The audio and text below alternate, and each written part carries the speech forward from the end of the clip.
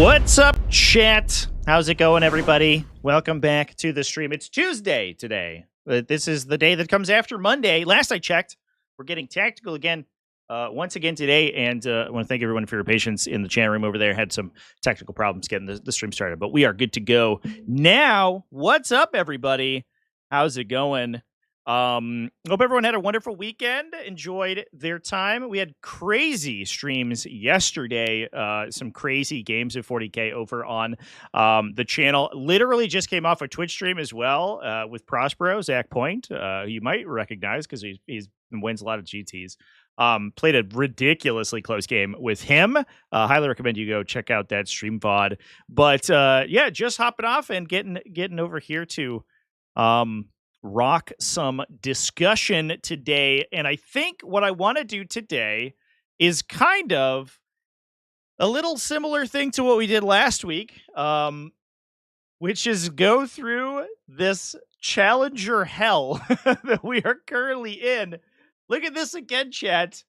This is a GT level event, Derg Doom 3, with no undefeated players. Not a single one. It was 60 players, 50 players, so excuse me.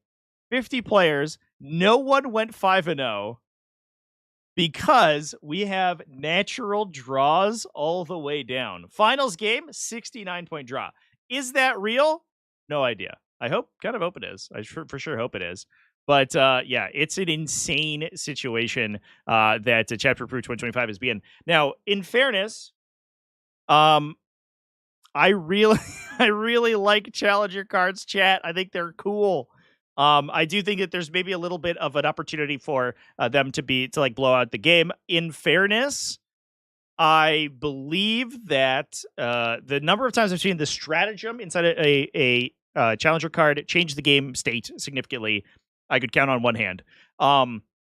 However, the little trickle of points that you get from challenger cards has dramatically changed, or dramatically changed, I guess, like the outcome of these games because it pulls the scores closer together. I think that's really cool. So I know that they're a very controversial thing, and I do think that there are some situations where they could be toned down, especially for stratagems that can sort of like swing the game state really wildly. But for the most part, the scoring element of challenger cards, I really like. The downside is that we get this situation where everybody fucking draws now. All the games are ties because the player who's losing gets a little bit of a leg up. You have to beat them by significantly more to actually get a more consistent win, which I think if you're not doing differential scoring, probably actually not too bad. So I don't know. I think it's cool, chat, but it does give us some interesting things to talk about with all of these draws that we get. Pretty insane. I saw some questions in the chat about the Leeds GT thing. So I haven't had the opportunity. I don't really want to talk about it right now because I haven't had the opportunity to actually go review the results, like review the stream myself. But I'm gonna level with you. It feels like a mountain out of a molehill. At least based on the stuff that I've like seen discussed and the stuff that I've talked about. It does it does seem like there's some like misplays or whatever, but like they don't seem like wildly egregious. And I think a lot of people it's probably because of who is implicated in the cheating. And I think that that's definitely fair because the person who's like sort of on stream being caught doing this is like should, I think, be held to a higher standard. But on the flip side, it doesn't seem like the stuff that happened was like the craziest thing ever, right? So I don't know. I'm not sure. I have to go like through and review and determine for myself if I think it's like this hugely skullduggerous act. But it definitely doesn't feel. It doesn't from the first impression doesn't seem to be quite as like insane and crazy as the internet is trying to make it out, which I don't know. We'll see. Main dodgy moment is consolidation of Calgar. Yeah, I'll have to review the exact situation because from what it looked like, he like was like thinking about where Caligar should be placed and was like, oh, I should actually be here instead. And there was like a couple of takebacks and stuff. One of which it seems like unasked for, which isn't really what you want to be doing. But I need to go through and like watch the whole game and put aside time, which is really hard for me to do. So we'll see. Yeah. Missed what actually happened. Yeah, it was like a couple things. It was basically like kind of a sloppy game is what it sounds like, and people are getting up in arms about a sloppy game. There was an instance that I did see people I did see some like diagrams be put together about it where a model was moved more than its maximum movement distance, like mathematically could actually travel on the table. Sometimes there's some weird stuff that happens with stream games. There's a lot of people who are doing like, you know, tabletop simulator recreations or whatever, or diagrams that they're building in Photoshop, but that doesn't necessarily always communicate the reality of an in-person game. There was like some terrain and objective markers that had and a model was trying to move around them. It sounds like it moved more than it could possibly have moved because it was able to get to an objective in a position where it couldn't normally have gotten to that objective. However, it could have been that the objective markers had been nudged and that the terrain features have been nudged. It's not necessarily on the players to know exactly every single one of those like motions at any time. I haven't watched the footage yet, but a lot of times what happens is like there are situations where someone's like, oh, I'm going to move in this position where I can like get onto this objective or get this charge or get behind this line of sight blocker. Technically, if we were going off the diagram in the book, that wouldn't be technically possible. Hey, thanks for all the people following over on Twitch. We're not live over there right now, but I appreciate that.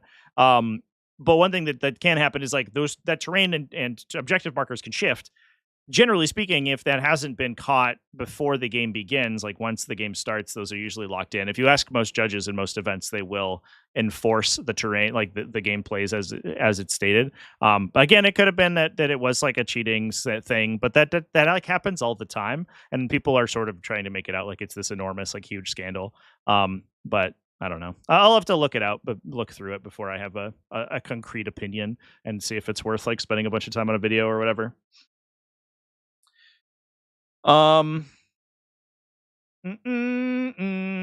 Consolidating a unit 4 times twice in secret to gain an advantage and change the game state is not. I mean, I gotta actually watch what happens. Does he consolidate 4 times, or does he change where he wants to be on his consolidation 4 times? Is that like a shitty move that's like technically cheating? Yeah. Is it like the most insane thing that's ever happened? Is it like literally rolling dice rolls and then lying to your opponent about there? I don't know. If he consolidates a model 12 inches because he moved it he like just went farther than he could.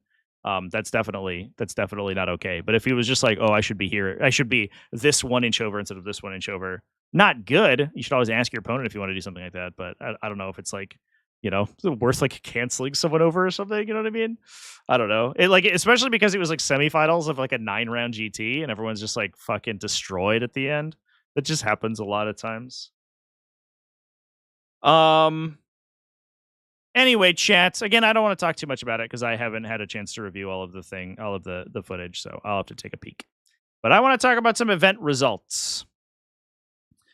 Been struggling with your play group, being willing to play into the new Tyranids detachment. They refuse to play into it due to some of the event wins and their own echo chamber. There was like, has it actually won any events? It qualified at Leeds, right? I don't think. I think it won like 1.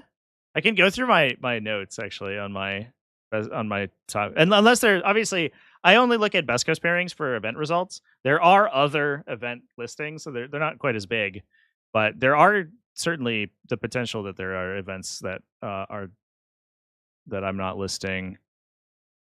Auspicious last week was Invasion Fleet, right? I want to say. And then I think the week before that, I think it just died because nobody played it. Oh, it was a Subterranean. So it had like 1 X0-1 result, and people are refusing to play against it. I don't know. Suck it up. I don't want to say that it's not that like it's a very good detachment, because it is, but it's certainly not undefeatable. It's definitely a Tyranid army. You just have to screen really hard. Like there are particular unit profiles that are like really awkward for it. Like if you have dedicated transports, the combat squad units, so like immolators or something, or Sagittary TVs, like it has like no answer. It has to commit its bugs onto the battlefield in order to attack those things, because like it can't, it doesn't want to melee attack them because it will just trade a unit to kit to like into the melee, lose it, and then you still screen with the second wave. Um, so it has to commit its like shooting attacks to kill these fucking idiots that it can't actually take like objectives away from. Um, so like that's a pretty solid counter. If you have Omni Scrambler auras, like you can just play those. That's also like totally fine. Like play like I don't know, put a Phobos Librarian on the table for once. You know what I mean? Like there's so many like counters. If you are building specifically against it, you can counter it so many different ways. I understand that it's a very different game plan, but it's certainly not like, you know, like just this like face roll. You know, put your face on the keyboard and drag it around a little bit, and then you win.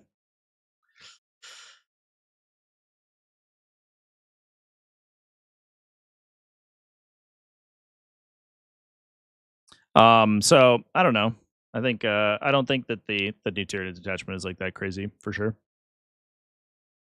Yeah. Yeah, it didn't go super well. It should have won leads. I mean, maybe, who knows? Who knows? But let's move on from talking about that one. Mm-mm. And let's talk about some event results. So, Dear Doom, we had a Chaos Knights at the first place finisher, which is like, I guess, pretty nice. I'm getting absolutely blinded by the transition frame there. It's a little bit awkward. I believe that I talked about this list, or if not, I talked about a very similar one. It's a Lords of Dread list that ended up winning the event. Ran 4 bigs, so Abominant Despoiler, excuse me, triple Abominant. But it's 5 bigs. It's 5 bigs, 2 smalls. But we basically have downgraded from the 6 bigs, the 6 super heavy build, down to only 5, and that got us to carnivores, so we have a slightly higher unit count, but also we get to take the enhancements, which are a huge deal for Lords of Dread. The enhancements in this attachment are absolutely freaking insane. Did I hear about the Leeds tournament ruling Enlightened Sorcerers? Couldn't you join Enlightened units? Yeah, fucking so wild, dude. I think we talked about that yesterday. Oh, we talked about it on live on Twitch yesterday. We actually had a long discussion about it. Here's why that ruling's incorrect. Every Zangor Enlightened unit, whether it's the Spear guys or the Bow guys, has the Zangor Enlightened keyword. The Thousand Suns characters can join Zangor Enlightened keyworded units because the leader list can check for either datasheet names or keywords. If you rule that it doesn't check for keywords, which in fairness, it doesn't explicitly say in the core rules that it does that. However, the precedent has been set since the start of the edition that this is how it works, because every single Imperial agent breaks, or at least every Inquisitor, if you rule it this way, because every Inquisitor has, for a while, they were literally only able to join keyword Imperium, keyword Battleline, keyword Infantry. There's no datasheet name called Imperium Battleline Infantry. If you rule that it only checks datasheet names, they would not be able to attach to literally anything, which is clearly not the intention. So they made this rule in the Thousand Suns Codex with that in mind, and then somebody forgot about the Inquisitor thing. So you have to go tell every single Adeptus Custodes player at the same event that they're not allowed to attach their Kyria Draxus if you make that ruling, which is so funny. I understand how you would get it confused, but like it takes like 5 minutes to figure out why that works. It's that's a wild ruling to make it a super major day of, after people have been playing it for like a full month, like it works the way that everyone thinks it does, because that's how it works. That's so insane. It's kind of feels like someone had it out for Thousand Suns and we're like, I don't like this. Oh, I don't like this little this Exalted Sorcerer unit. Oh, that guy. We're gonna nerf him. Pretty insane.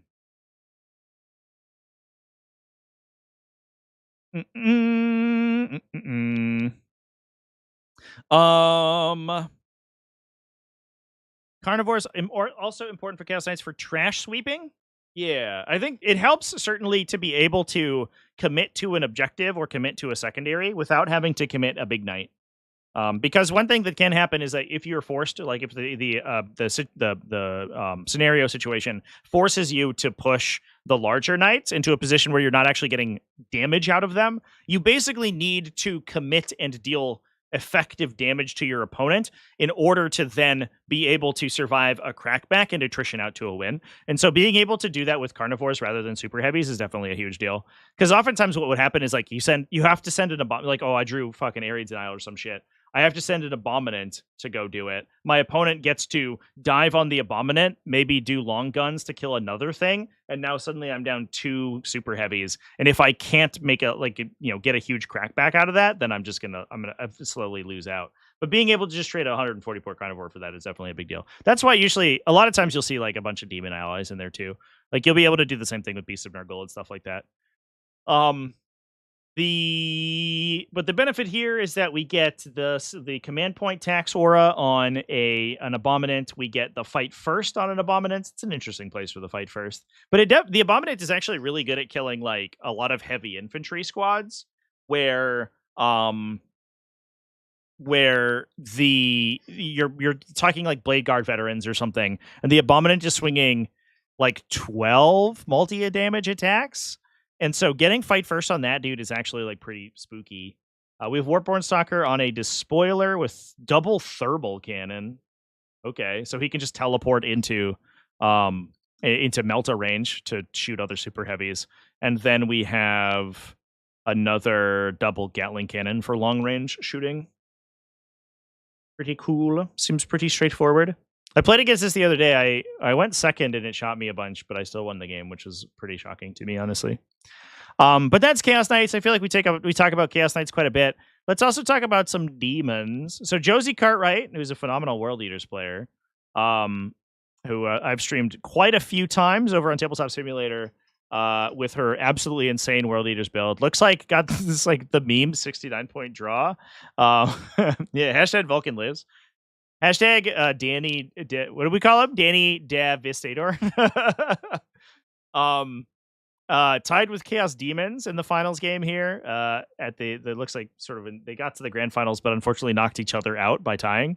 And then we have Peter Scott on Death Guard, 77-point draw with Colin Power. Let's talk about the Death Guard real quick. We'll rip that Band-Aid off really fast here. It's a Mortarian's Hammer, pretty straightforward, I think, at this point.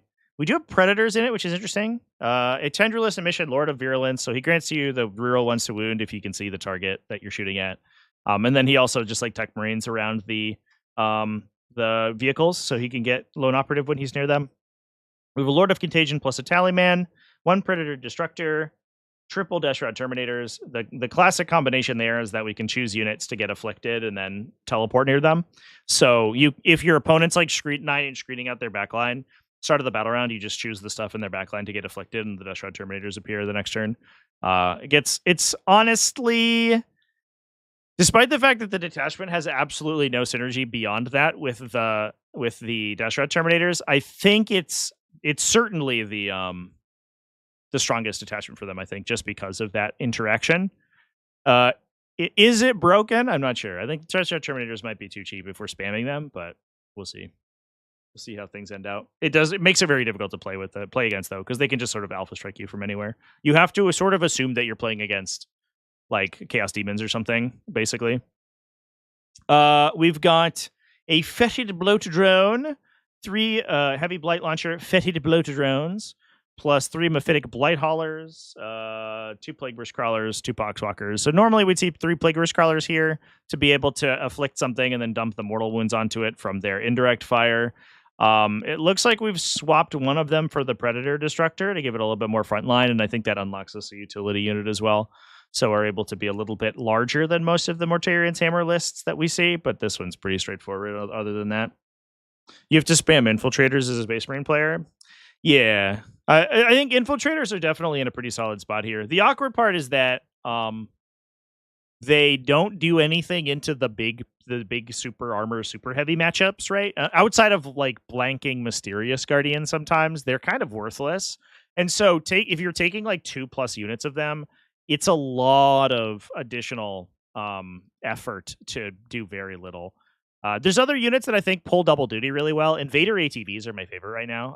I like every Space Marine list I've played is just like has 2 to 3 Invader ATVs in it because they can screen out a pretty reasonably sized area. They're not very expensive. They're fast, and they have a multi melta. So you oath something, and they just dump 2 +1 to wound multi melta shots into it. So like 3 of them all together will convert like 2 to 3 multi melta attacks into something big, and that together is like good enough to like you could dock a tank with that, or you could ding up a knight or something. So it's like you get a lot of value from them. They also strategic reserve pretty well because they're kind of awkward to screen. I'm really high on the Invader ATVs right now for those situations. But with that, I do want to talk about Josie's list. I hope it's really spicy because I know she loves her spicy lists. It's Cult of Blood. Good. I don't know what that does. That's the one where you get like an aura from your demon princes. Is that right? That's what's going on? God damn. I have to read what the detachment does to talk about this list. Yucky. I hate it. That's fucking wild. It's too bad this didn't go 5-0 because this would have been a sick one to talk about. So Cult of Blood. At the start of your command phase, you select an Idol of Corn ability. By the way, I'm going to open a coffee here, chat. I'm a little low energy right now. I got about 3 hours of sleep last night, so we're pure caffeine running through the bloodstream right now.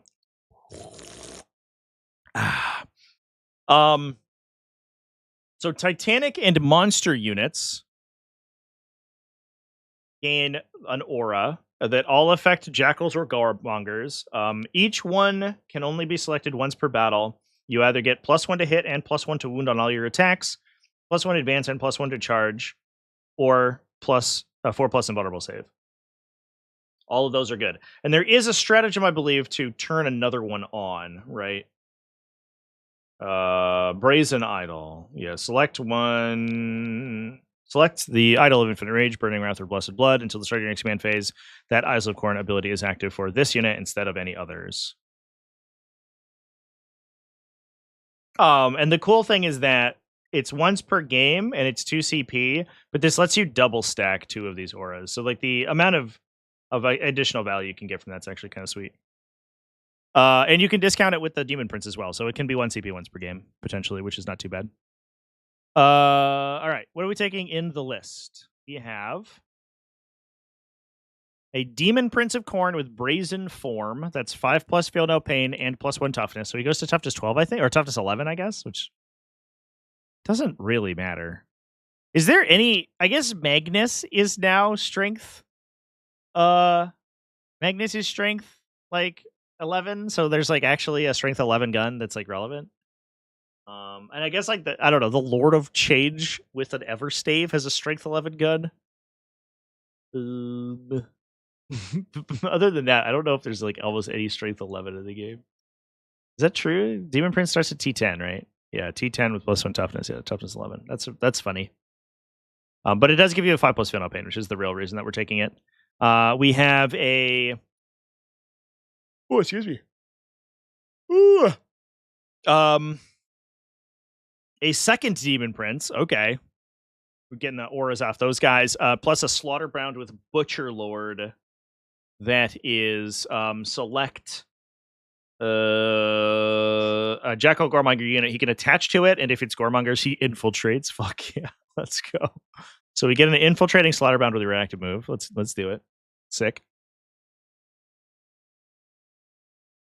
Oh, the Trigon Prime. Trigon Prime Strength 11. You're right, chat. I forgot about that guy. Is that the only Strength 11 in the Tyrion Codex? I think it is, right? Everything else is Strength 9 with +1, so it goes to 10. That's so funny. A Blood Angels Captain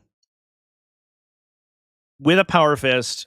Oh, yeah. The Jump Pack Captain in an attached unit in Liberator Assault Group goes to Strength 11. There's also... I bet there's like a... Because there's like a +1 strength strat in Black Templars, right? You could probably find a strength 10 somewhere. Although most Space Marine stuff is strength 8, so I don't know if it makes that. Why does the greatest Psyker in 40k have only 4 spells to cast? Because every Psyker only has 4 spells. He has the most spells out of any Psyker. Every other Psyker can cast no spells, so he has the best one. So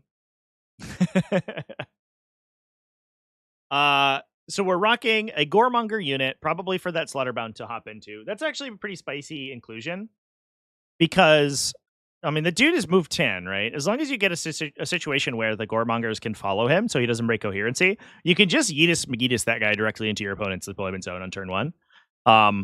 And he's probably like, that's a pretty spooky move blocker, right?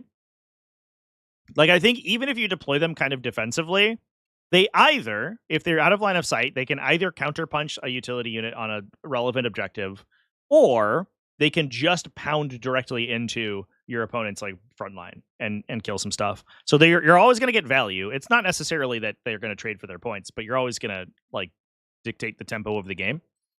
And this is an interesting thing too that I find, and I might do a video on this at some point. But I find that a lot of players will consider like very concretely the points value of their units when they're trading for them, when in reality your points value once you get to the table doesn't matter. There's like, it's an interesting sort of conceptual discussion to determine who has to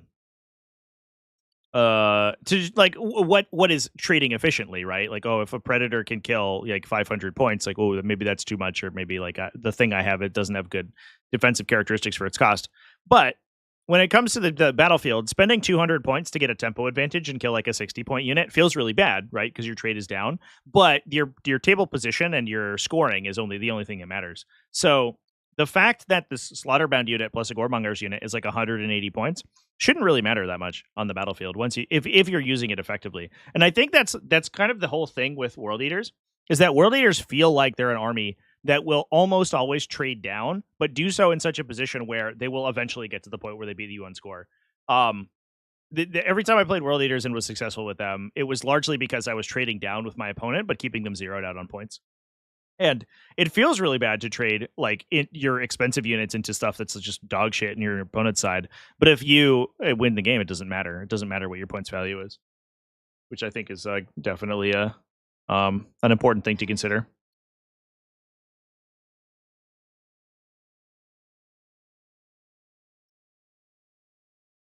We need to get Matt Ward and whoever wrote Magnus in 9th edition a room to fight about if Grey Knights are stronger psychers than Magnus.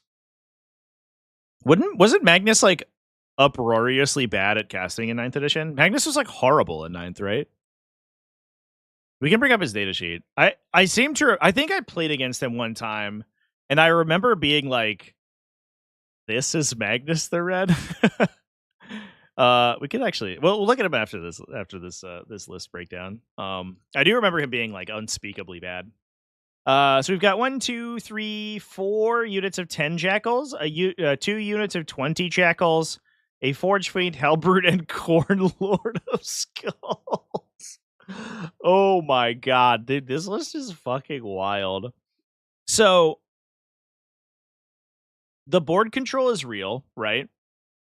We have double demon princes that can threaten the center of the battlefield, probably can't be engaged by guns because they are lone operative and you most likely aren't going to be able to move within 12 inches of them.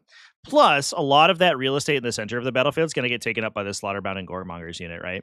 So you can like pin your opponent back with that guy. That opens you up space to move the demon princes and the jackal bricks into the center of the battlefield. Round 2, pop a 4+ invulnerable save and absorb like an entire round of shooting. And then round 3, pop +1 to hit and wound and get value out of those units that are able to connect. All the while you're just like pounding people down with a Forge Fiend and the Lord of Skulls. This list fucking rules, chat. Josie Cartwright's done it again. She's found a way to make Jackal spam work even in 10th edition. Incredible. What are our stratagems for this detachment? So we can use reroll hit rolls. Oh, targeting something that killed a monster or Titanic unit, which might be relevant if we can like get a Demon Prince into melee early and your opponent kills it. You can use that stratagem. You can bring Jackal units back out of strategic reserve when they die. So you for 2 CP, we can get a 20 brick back. You can get a 5+ feel no pain if you're near a demon engine. And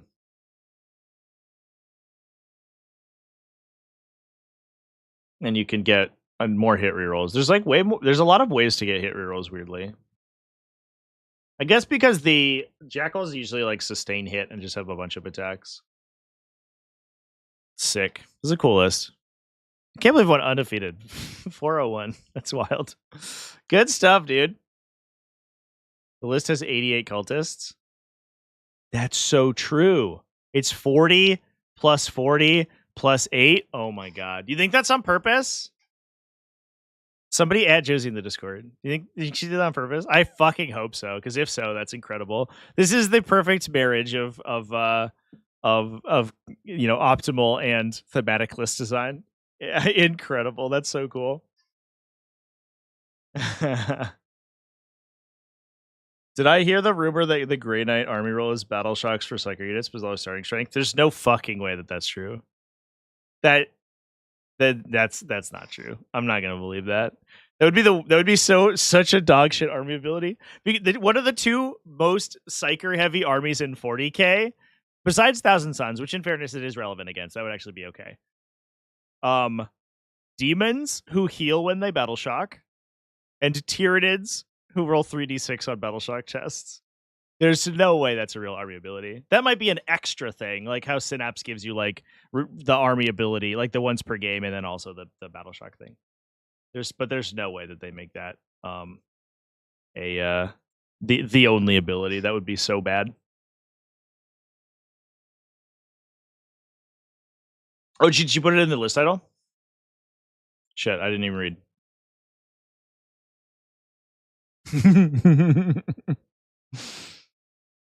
You're right. You're right, Chad. She knows. Incredible.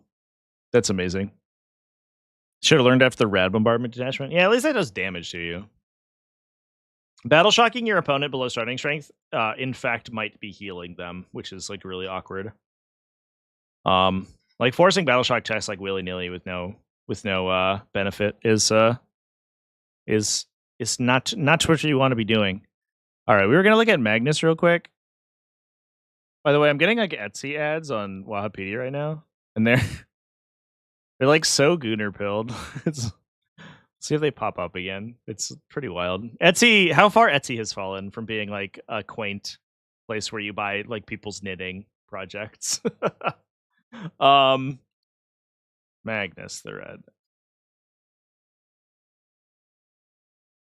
Thousand Suns were so weird in 10th edition. Or 9th edition, excuse me. Wait, there's no results for Magnus? Doubt. Press X to doubt. Magnus the Red.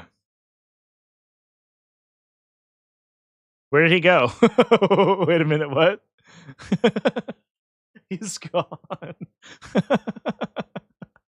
Is he in like oh, he's in Lords of War. Okay, no, just kidding.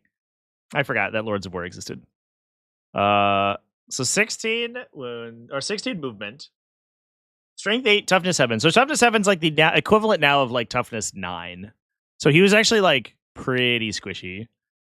In 10th edition. Most like punchy melee weapons wounded him on 3s. He had 18 wounds, 8 attacks on top bracket, 2+ weapon skill, ballistic skill, which never degraded, which is relevant. He gives reroll hit rolls of 1 to core units only, which is like I think literally just for Brook Marines. Oh, and Hell Brutes. Cool. Choose 1,000 Suns core or character within 6 inches. It can reroll hit rolls. Again, it's important to remember that psychic tap powers in 9th edition were not attacks. So any hit rerolling or whatever did not affect them. And then Gaze of Magnus was the cool thing. Each time he manifests the smite power, and you can inflict D6 mortals instead of D3 or 3D3 mortals on a psychic test of 11 or more. So it basically used the new Kabbalistic ritual mechanics, which are essentially just like the 9th edition psychic rules. And he basically got to enhance the power of his Doombolt effectively. the equivalent. The weird part about him was that at the beginning of the edition, and he was super broken at the beginning of the edition, because you could put him into Chaos Soup. So you would take like Magnus plus Chaos Space Marines plus like Ahriman plus like Noise Marines from Emperor's Children. And they could all work together, and a lot of their psychic powers could target each other. Chaos was built around playing like as a super faction, essentially, in old editions. And then, but at the launch of the edition, the way Smite was worded is that it just said you could cast it more than once. So every psychic power said you cannot or the core psychic rules were that you cannot attempt to manifest a psychic power that you've already attempted earlier this phase. Smite just said that you can attempt it even if you've already attempted to manifest Smite. It didn't disallow the same caster from attempting Smite multiple times. So you could rock up with Magnus the Red. He could cast 3 times, I believe. Yeah. He got 3 psychic casts and 3 denials, and you could pay a command point to attempt again, I believe was another thing. So he could cast Smite 4 times. And he could try to fish for the 3d3 mortals. That changed about a month or 2 after launch, I think. But he was like hyper broken at the beginning there. So this became a once per turn, like you could do some extra damage sort of deal. And then you could reroll psychic tests. He didn't get any. I think there was a +1. Oh, he had a +1 to cast. Up to +2 if he was 10 or more wounds, and then got rerolls. So he was relatively consistent. But I think like Tigerius was basically the same. +2 and rerolls is not the greatest thing ever. Oh, Tigerius was just rerolls, I believe. It was like Tyranid Psychers that had like a ton of like stacking bonuses. So he was kind of like mediocre at casting, and he could only cast 3, and he was also very squishy. He didn't have impossible. He did have unyielding form, so he did have the -1 damage. But that meant a lot less in 9th edition because a lot of damage was D3 +3. And so he would absorb like several last cannons and just immediately die. So he was super squishy. Interesting stuff.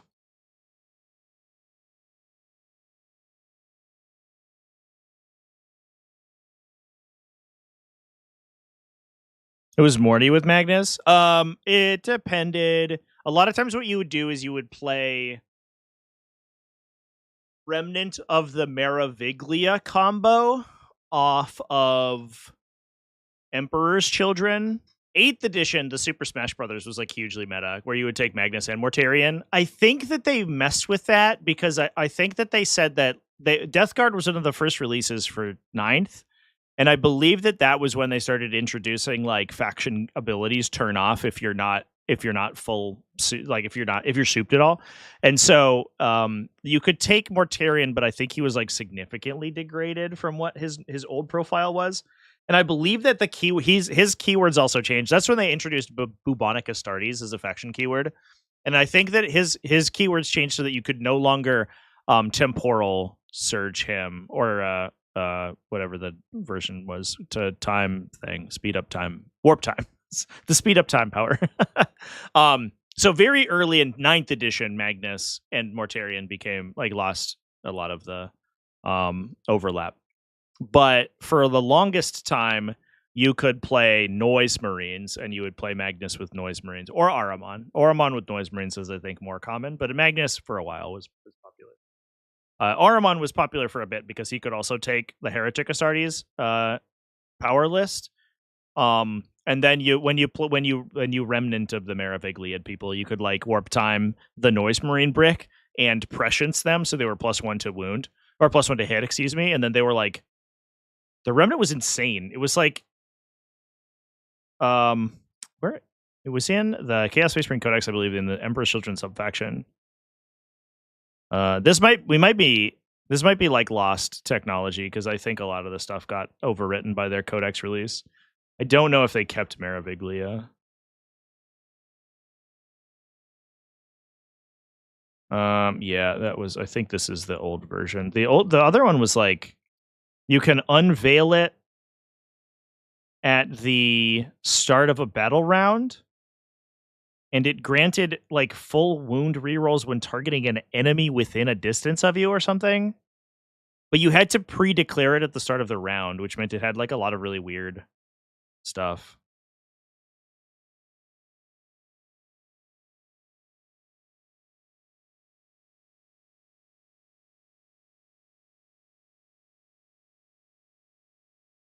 The remnant of the Meraviglia. Yes, we found it. You could attach it to a priest, so you would take it on a Dark Apostle. Instead of chanting a prayer, model with the relic can broadcast the remnant of the Meraviglia. Importantly, it required no roll. Instead of chanting a prayer, which could fail, you could use the relic once per game to grant all Emperor's Children units within 6 inches full wound rerolls. Fucking wild, dude. And then the thing was that it works for an entire battle round, and Emperor's Children, like, whole deal in old editions was attacking on death. So Noise Marines had an ability called Music of the Apocalypse, which would give them shoot on death, a pretty reasonable shoot on death, which meant that a lot of times what you would do is like you would hypercharge the Noise Marines with psychic powers and stratagems. They could use those psychic powers would usually last until your next psychic phase, which meant that if your opponent came back to attack you and it was the same battle round, you would get affected by both the whatever psychic powers you cast on them and by Remnant of the Meraviglia. So you would run this unit up into the middle of the table. You would like absolutely vaporize people with 1,000,000 sonic blaster shots plus blastmasters with full wound rerolls. +1 to hit because you would cast prescience on them. And then when your opponent attacked them back, you would shoot on death and you would... Oh yeah, Music of the Apocalypse was automatic. You didn't roll, actually. You just shot back at them for free with +1 to hit and full wound rerolls. So like a Blastmaster would be like run up and shoot. And its strength 8 was like basically the equivalent of strength, probably 10 or 11-ish now. AP2, ignore cover, D3 damage. So it's actually very similar to the profile that it was now, except you were also getting wound rerolls and +1 to hit from it. So like the damage was fucking nuts. I think you could... was there a shoot again as well for Slaanesh? I believe that there was.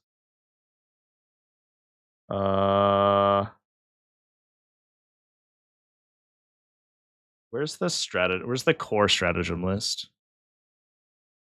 What was it called? It was like Sublime something? Emperor's Children, Fire Frenzy? No, that's the Hell Brute. Maybe I'm wrong. Oh, Endless Cacophony, of course. So you could pay 2 CP to shoot twice.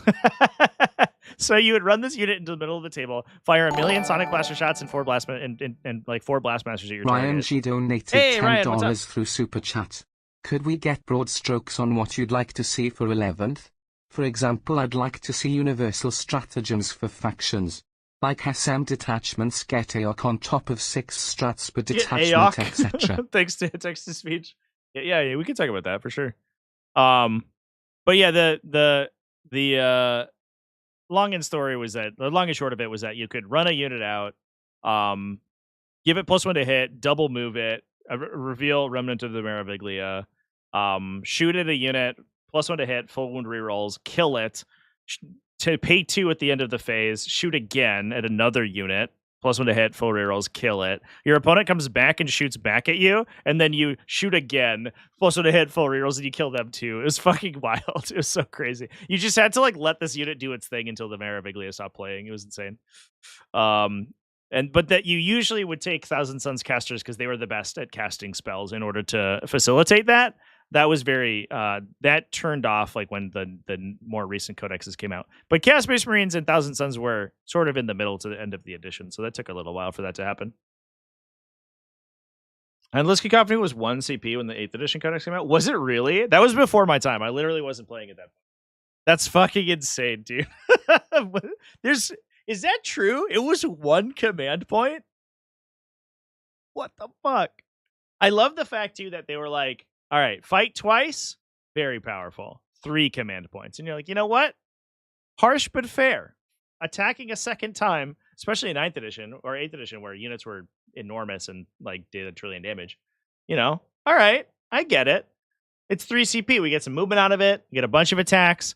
Probably my opponent's gonna like hit me back in between my attacks, so it's not gonna be like the biggest thing ever. But like I understand. And they're like, shoot twice, 2 CP, and you're like, hold up, shooting is better than melee because you don't get attacked back, and you can do it from 48 inches away. Why is the shooting one cheaper? And they're like, I don't know. That's just how we made it. Like, oh, okay, cool, I guess. That always like blew my mind. It was back when Ruby Gilliman gave full hit and wound rerolls in an aura. Yeah, he was really good. The difference though was that the Space Marine profiles were dramatically worse. Like so much worse than they are now. It's not like now where you're like, oh man, my 5 intercessors shoot 20 times with AP1, like access to ignore cover. It was like every dude was like, hello, I am 2 attacks, strength 4, AP 0, and you're like, cool man, and you're rerolling the wound roll. Okay, dude, that's fine. You could build lists with like a bunch of dreadnoughts and stuff, and then that was pretty good. But it a lot of times like the big guns in Space Marine armies were very difficult to like get on angles on people without just like having to go first.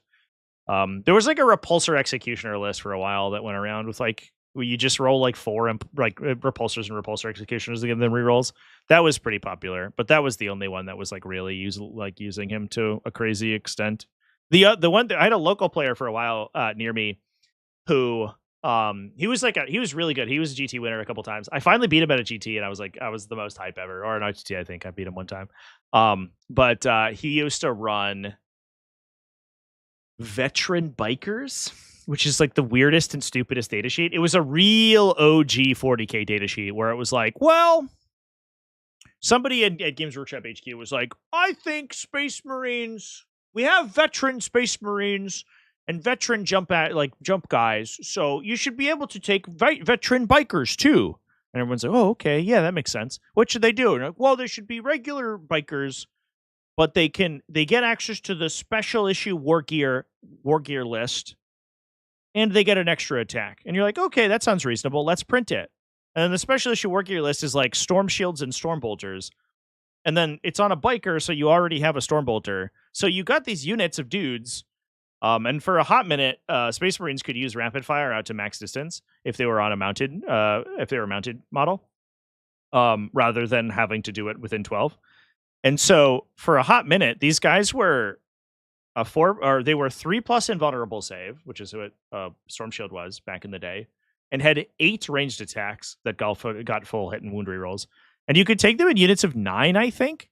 So you would just rock 27 of these pieces of shit, and they would like run around the table. They had a bunch of wounds with a 3+ invuln save, and would shoot. Each unit would shoot like 60 shots, or like out at 24 inches with full wound rerolls, and they would just hand you like just handfuls of saves. They're like, here you go. I wound on 6s or 5s or whatever. It doesn't really matter. Here's 20 more saves to make, and you're like, fuck, okay. That list was wild, but it was not very meta. It was just very cool. I liked that one.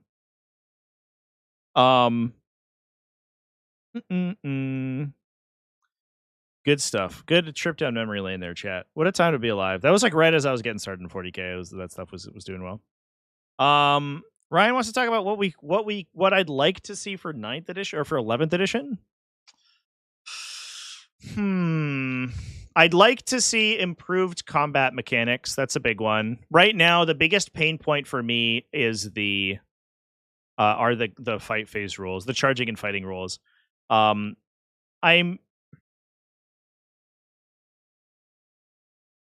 like that there's interaction within the fight phase, but I think that there's too much right now. Like heroic intervention, I think is not a very interesting or fun mechanic. And a lot of times it just like creates these real feel bad situations where, at least currently, where you have no control over where your guys go when they move charges, or very little control. Sometimes it just like ends the game really early because your charge was too high and now you can get intervened. So I'd like to see that streamlined. I also think it's less so now, but it still is to some extent like a real big time sink within the game. I would love to see that get cleaned up.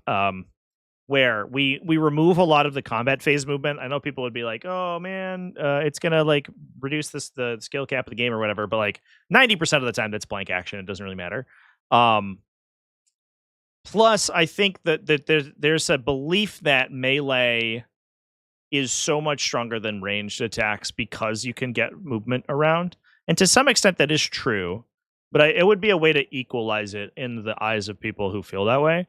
I would like to see like combat movement at the very least dramatically reducing complexity.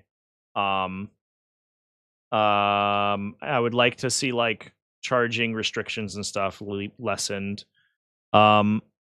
True line of sight obviously is like kind of a given. I think I'd like to see that go the way of the dodo. Honestly, I like that they're now mandating bases on a lot of like random models, like soul grinders and defilers, units that never had bases before.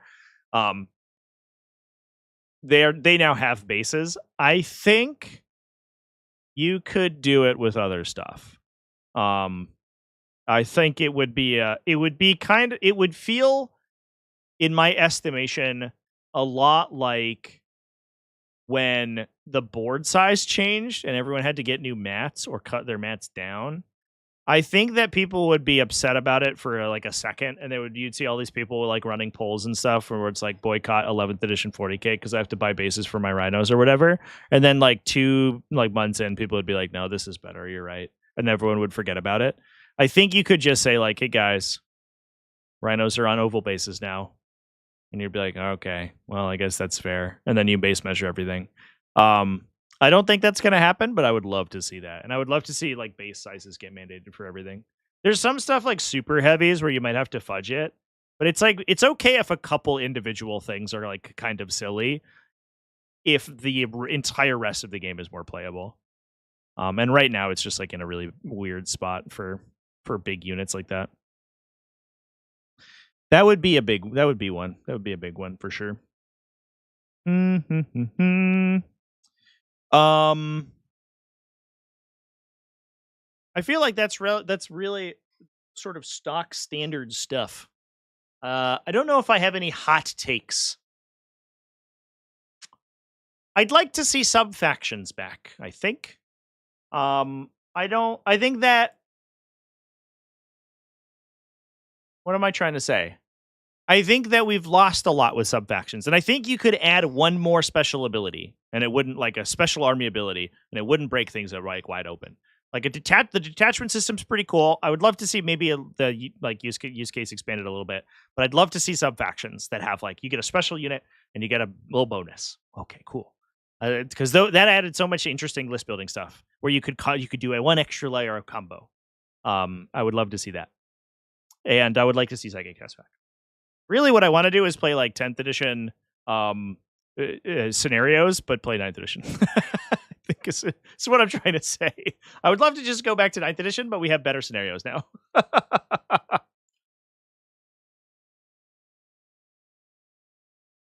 Miss initiative? Nah, fuck initiative. Initiative was dumb. It made it so that like randomly units were just literally non-functional in melee. If you weren't at least like initiative 5 as a melee unit, you were basically worthless. And sometimes you would hit a matchup where your opponent's like, "I don't know, man, I'm playing Gene Stealers, I'm initiative 7 or whatever." And you're like, "Great. I die, I guess." Cool. Fuck it. Go fuck myself. Initiative's silly. It's like, it makes sense as a mechanic, right? It represents the lore of the game a little bit better, right? If you charge a Space Marine, he's literally thinking twice as fast as you are, and his like a capacity to move and respond to what you're doing is like much better. Of course, he would hit you first before you get to do anything to him, but also that's not a fun game mechanic. It just means that the Space Marines always hit you first and kill you, which is not fun or interesting.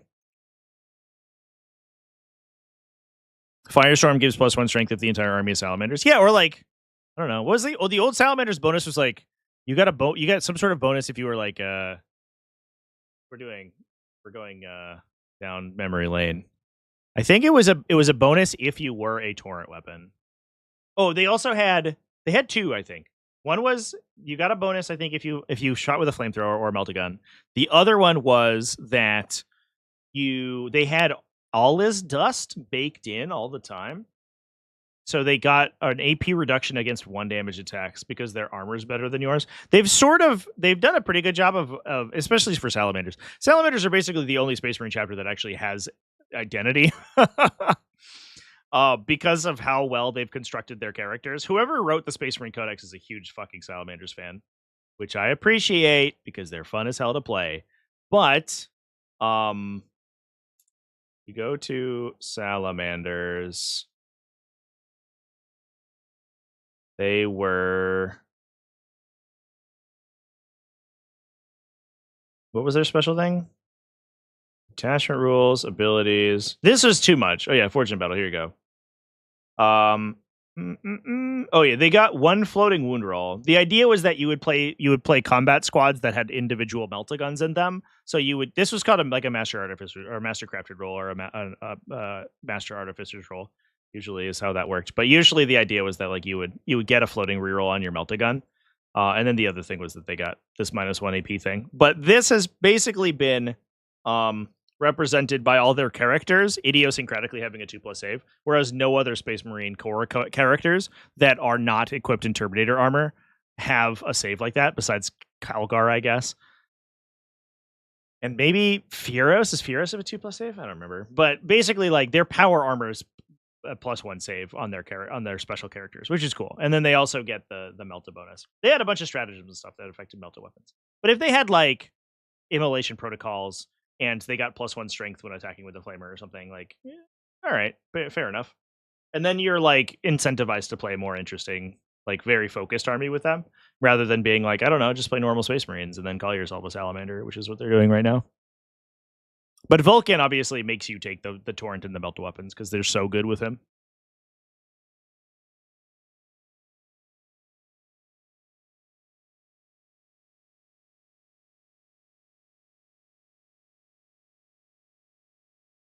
Initiative works in TTRPGs, but has no place in new war games. No, so yeah, what they're talking about is the old initiative system that used to determine combat.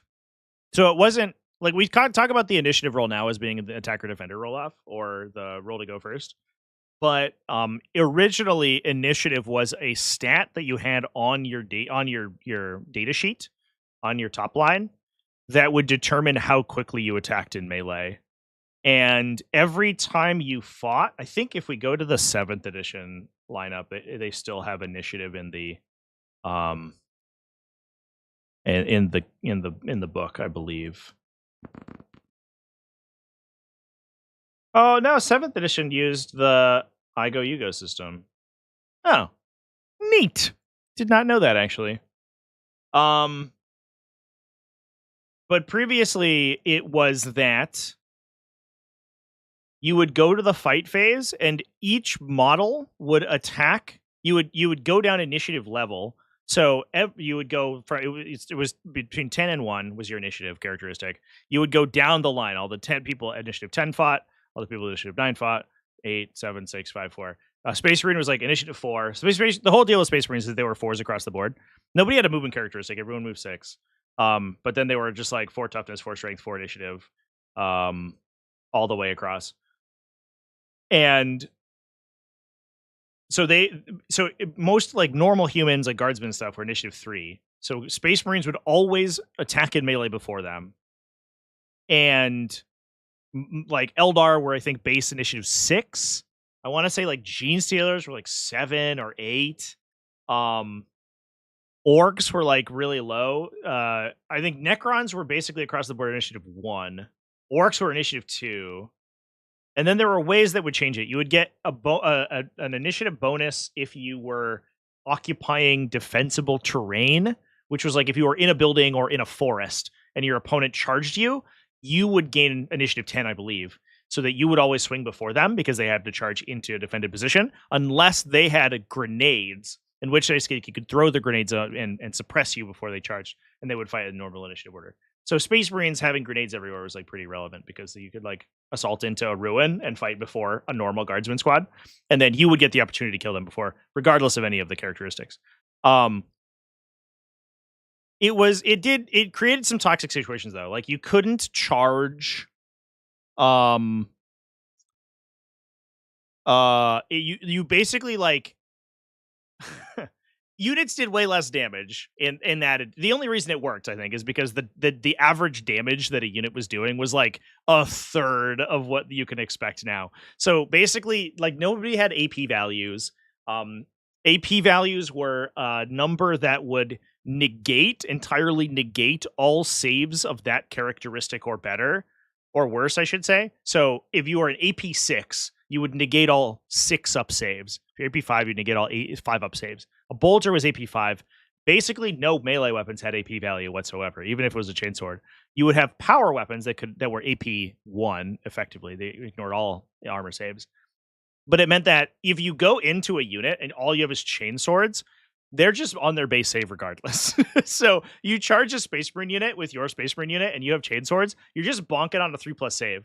So everyone's doing like, I killed one guy, and then you swing back and you kill one guy. So 90% of the time, the initiative system didn't matter. But you came in, you got weird situations where you're like, I'm like a flayed one, right? A Necron melee unit, but I'm like initiative 2, and you are a Gene Stealer, like a hyper lethal Tyranid melee unit, and you're initiative 6. If I ever charge you, I just die before I get to swing. And so you got these like weird matchups where your opponent's army just fought first and killed you before you got to do anything.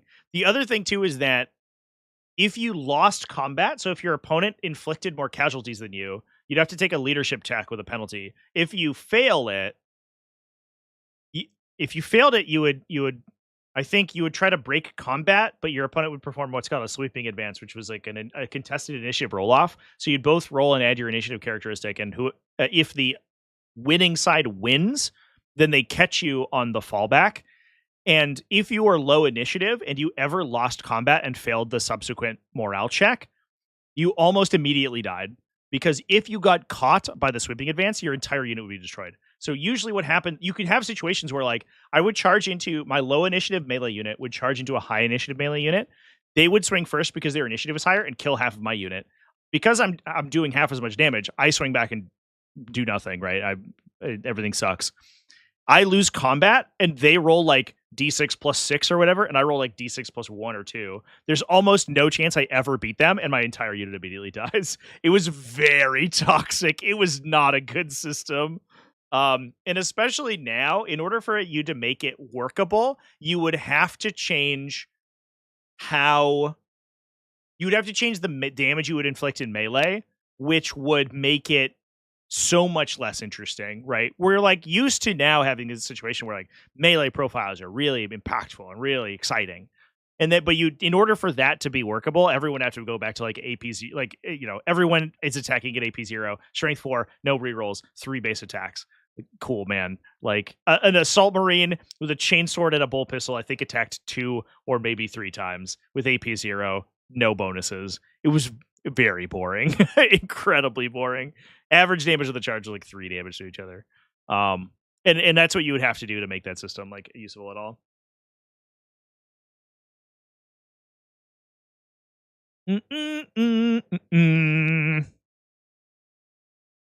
Bring back Wargear cost. I'm actually, now that we're going on 3 years into, basically playing power level, I'd like to bring back individual model cost. I think that's better.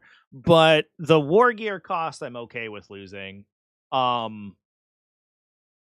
Because what I wish they would do is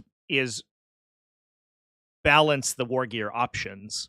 Or I wish they would do the cool thing that they did previously where you would have an ability based on your Wargear selection. So like a Devastator squad is the best example because they have a trillion options and you always take a multi-melta or a las cannon, right? Depending on whether you're trying to shoot long range or deliver with a Razorback. You basically never consider any of the other options. But if they were like, you get +1 to hit against vehicles if you have a grav cannon, you're like, well, or you're like, the grav cannons have scanners, they ignore cover, and you're like, okay, you're like, I can see that sometimes, and like depending on the meta game. Or they're like, your heavy bolters get the intercessor ability where you double attack if you like shoot the same target, if you don't split fire or something, and you're like, all right. Or you get like hit rerolls or something, like, start to do that kind of stuff. The stuff that like the castigators and the Caladius grav tank does, where they get bonuses against specific targets based on the weapon loadout. I love that stuff. I think they should do more of that. I also think that there's a lot of like, you could do a lot of stuff with like setting loadouts rather than setting individual weapon options.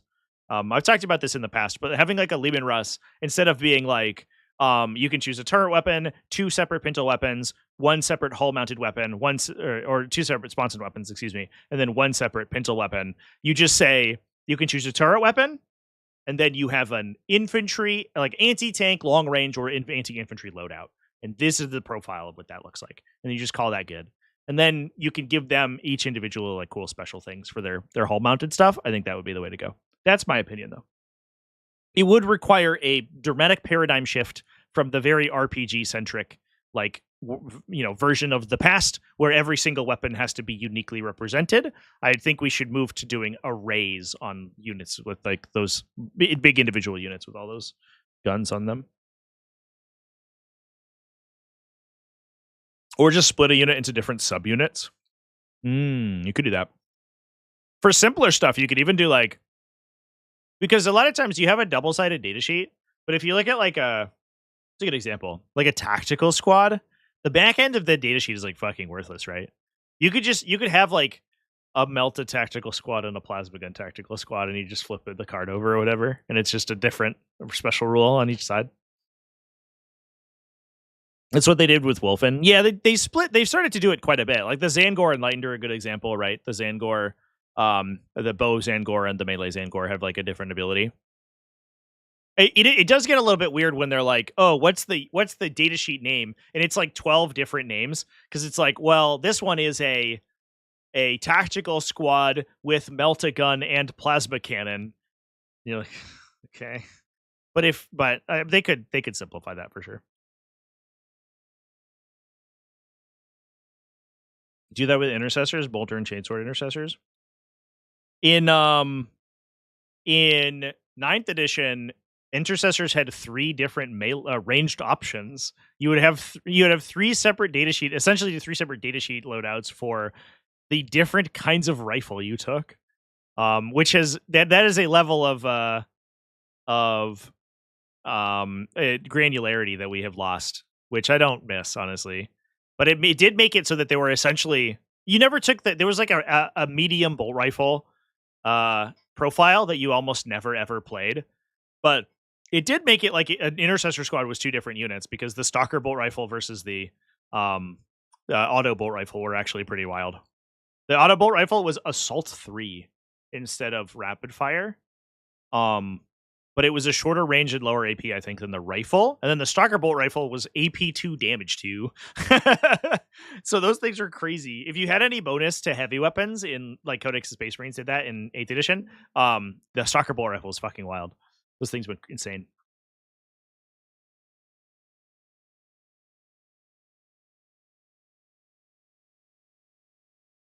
Bring back Build-A-Bear characters. Oh yeah, relics and warlord traits. I'd love to see relics and warlord traits back. Yeah, I do miss good, like, cool characters. I don't really love the attachment system that we have right now. It opens up like so many weird little idiosyncrasies. And there's also like a lot of, I don't know, there's like weirdness with it. Having characters be like the weakest link of your unit, or like positioning them around the characters, is like very strange. I kind of liked it when a character was just a little guy. Obviously, there was like character protection rules that were really weird, but I think I don't know.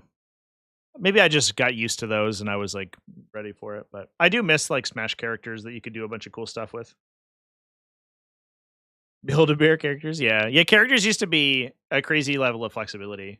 If we go back to our OG Wahapedia page over here,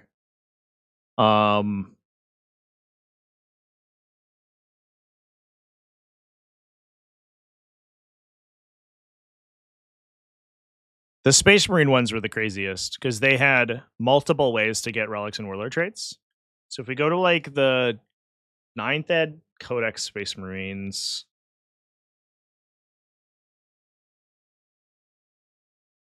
thanks, Ad. You're the best.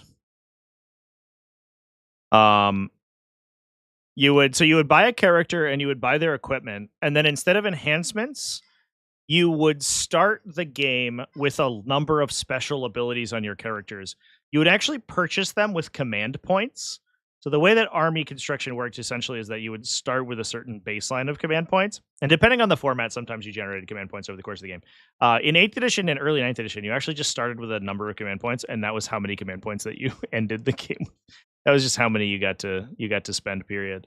But like if you went to, there was like a crazy number of stuff you could do. So you could go for Space Marine characters, you would buy a character, right?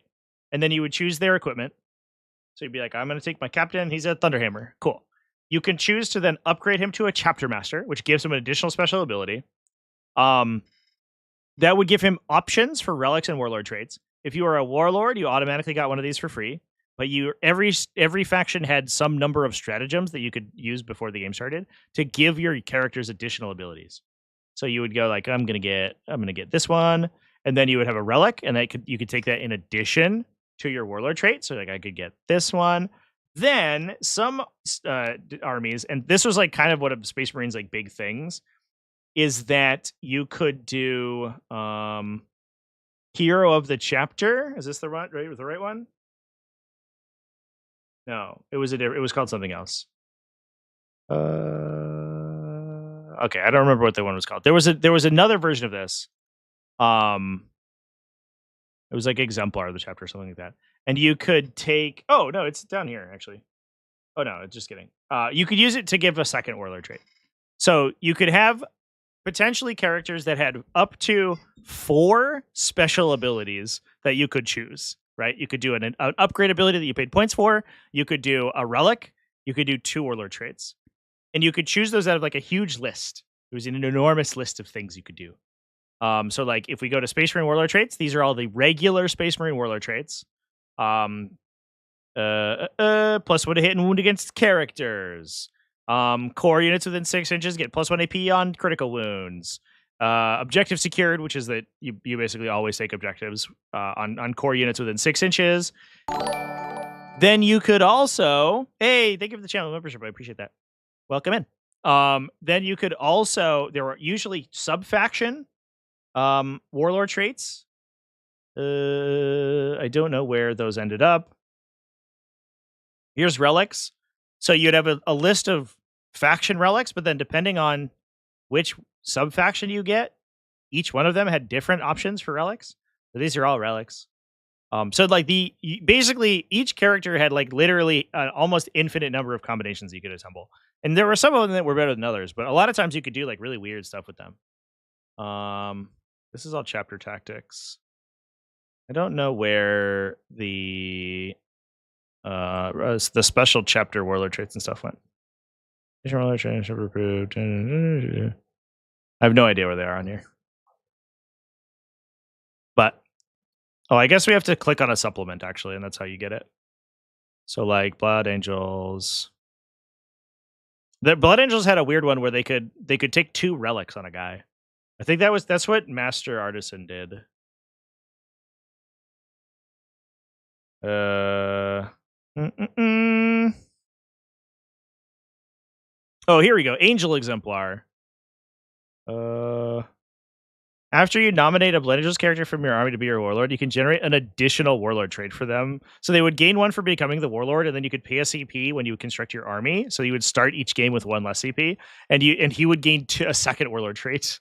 So he had two special abilities. But anyway, yeah, that's what the Build-A-Bear characters were. Is like you could wombo out characters to be like these insane things. And then you could also have psychic powers if you were a psyker. You choose those before the game. The level of flexibility the characters had in 9th edition and editions beforehand, compared to now, is like exponential. They're exponentially simpler than they are now, or less flexible, I guess.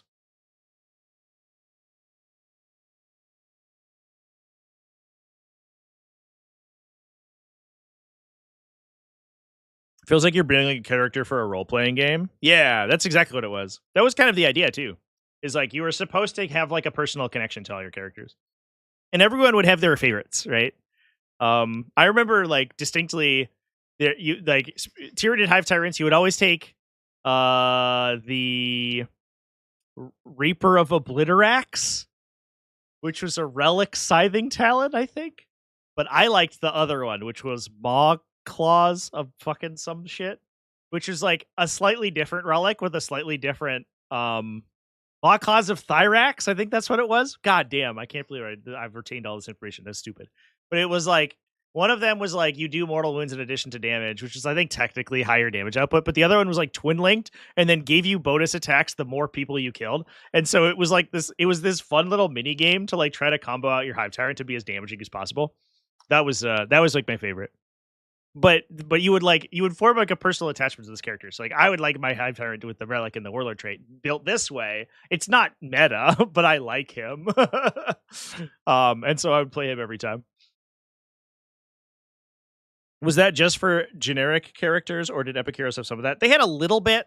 It was almost entirely for generic characters.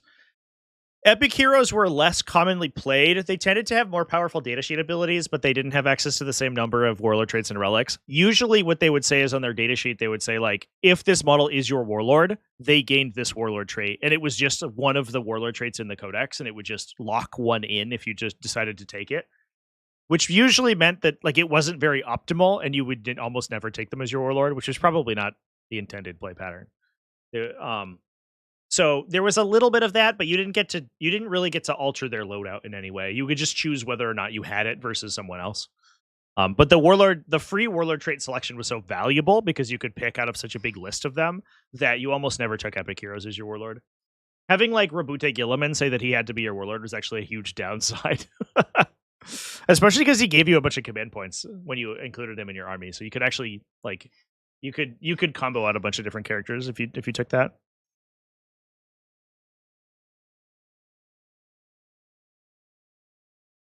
Witches are still playing for the triptych whips. Yeah, that's so true.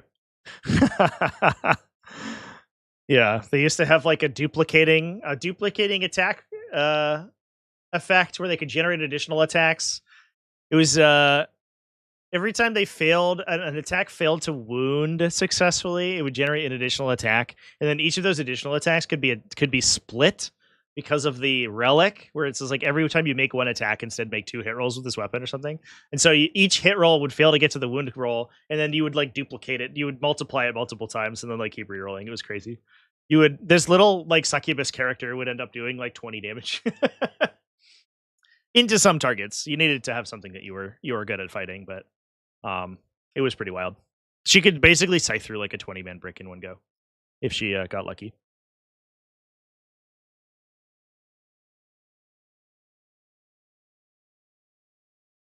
It was an angry Bolter Votan. Yeah, it's funny because like the armies now that have like enhancements that are super like basic and boring, in the past had like really cool wombo combos. Like Votan had a bunch of like really interesting shooting characters they could construct. There's there was a bunch of weird ones. There was you could build like a really scary sniper Space Marine captain with like the Stalker bolt rifle, the Mastercrafted Stalker bolt rifle, and you could apply damage and like anti-character bonuses to it. And then he could, like, I think, ignore Lokatsu or something with a Warlord trait. And so you could like construct him to like one tap a lot of characters in one go. That was really cool. Yeah, I don't know. There's a bunch of stuff. It was a cool system.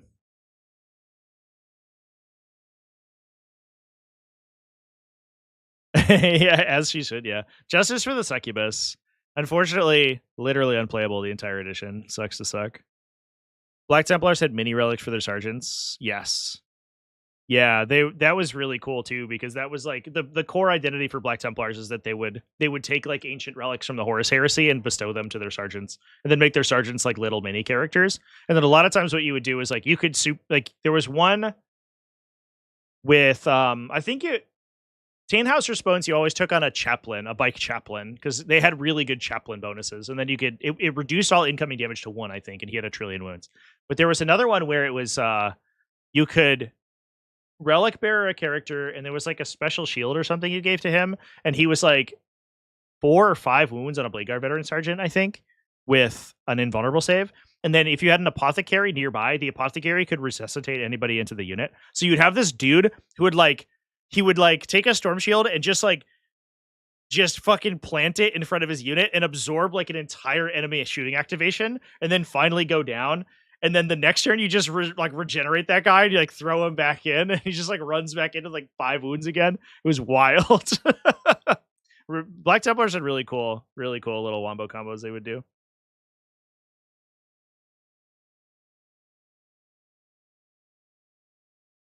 Shard Gullet was 36-inch range, assault 3, strength 12, AP 5 damage. Yeah, they finally found a way to make a venom cannon actually worth playing, and it was to make it at like just one-shot tanks. It wasn't even. It was like the funny part was that in the power scaling of that edition, it wasn't even that great.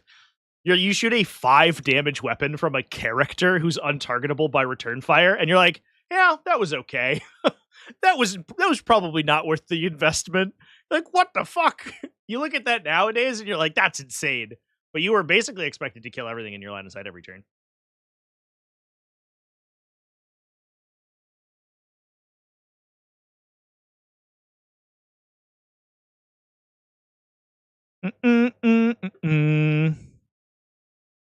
Whoa, what a callback, chat.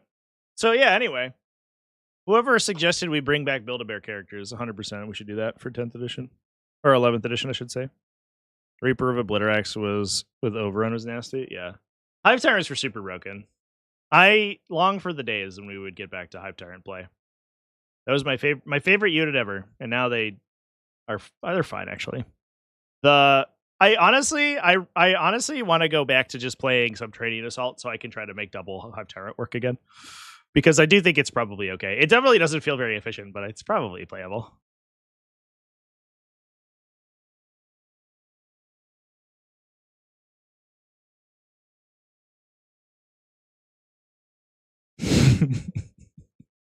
Look what they did to my boy. My boy! No. They are fine. No Nid Rage. I mean, when you print Subterranean Assault and the faction becomes interesting to play, I think it's probably pretty good. It is like Gunline Tyranids now, but that's probably okay. Could we play double Hive Tyrants? Maybe next week we'll try to make it work with a million guns. Do some late game counterpunch with 2 Hive Tyrants. The real ones to hit. Let's go.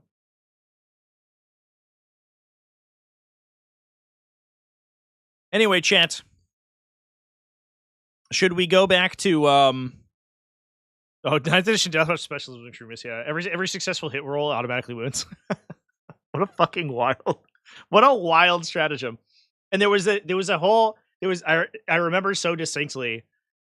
Weapons that said they auto hit had a specific ruling within the rules commentary that said that every single attack is a successful hit, but a bunch of events were so afraid that it was going to break the game, or every attack is considered to have made a successful hit roll. And the stratagem said each time you make a successful hit roll, the attack automatically wounds. And a bunch of events ruled that the combo didn't work. So the idea was that you could like dump a big Deathwatch kill team down, shoot a trillion like combi flamers out of it, and then automatically win with all of them. And everyone was like, oh, no. It can't work that way. It straight up did. But a bunch of events ruled that it didn't, because they were like, it's too broken. But it was range 12. Who cared? It didn't do anything. Nobody ever won a GT with that stupid combo. But it was cool as fuck. You would run in with like 10 flamers and you would just hand your opponent 30 saves. Pretty wild. What a time to be alive.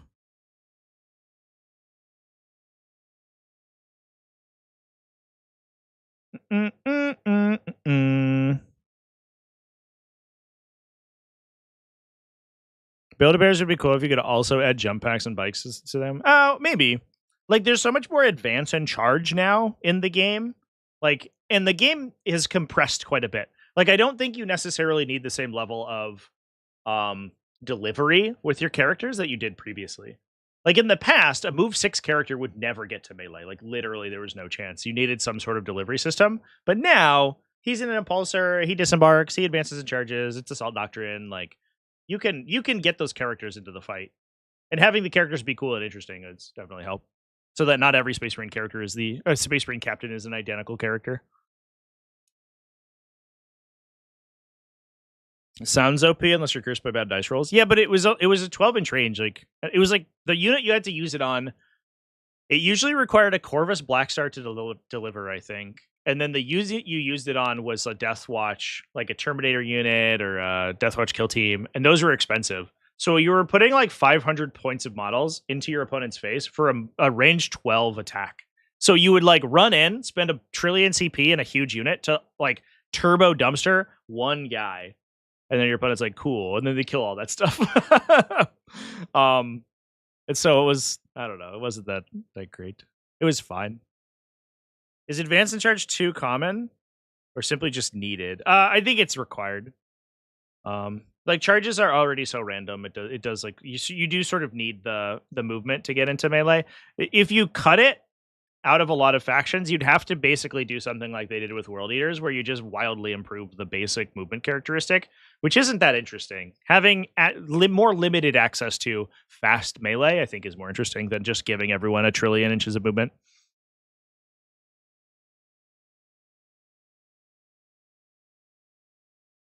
Whoa, that was cool, but you're dead. Yeah, I remember very distinctly when the Codex came out. I played a game and I was like, "Oh, my opponent's doing the combo. Let's see how this goes." And I like screened it out and was like very careful about it. And he got one unit with me, or like one of my units, and then I died. And then I was like, "Okay, cool, I win now," and then killed everyone. It was whatever.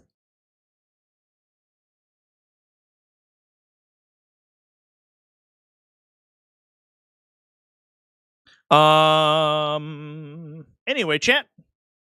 Should we talk about Chaos Demons? Is it Chaos Demon time? We do have some Shadow Legion to discuss. Oh, it is kind of just a screamer list. Or are we having a good time talking about OG rules that are now defunct?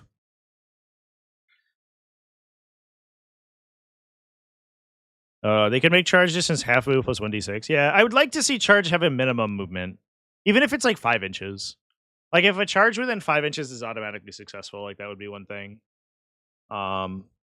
It sucks that like when you fail like 2-inch charges and then the game's over. That's like super shitty. I would love to reduce some of that variance.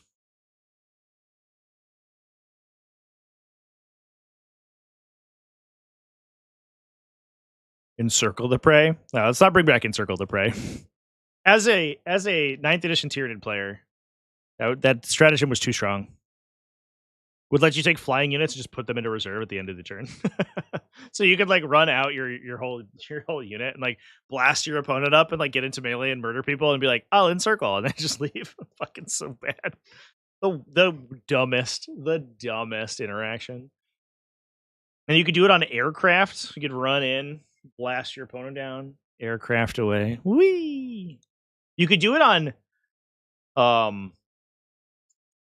Hierophant Biotitans, because in order to make them work on the table, they gave them fly because they like strode over things. So they're like, mechanically this works, except it then allowed them to encircle the prey. So you could take this fucking like 800 point Biotitan and just like put it into reserve at the end of the turn. Incredibly dumb.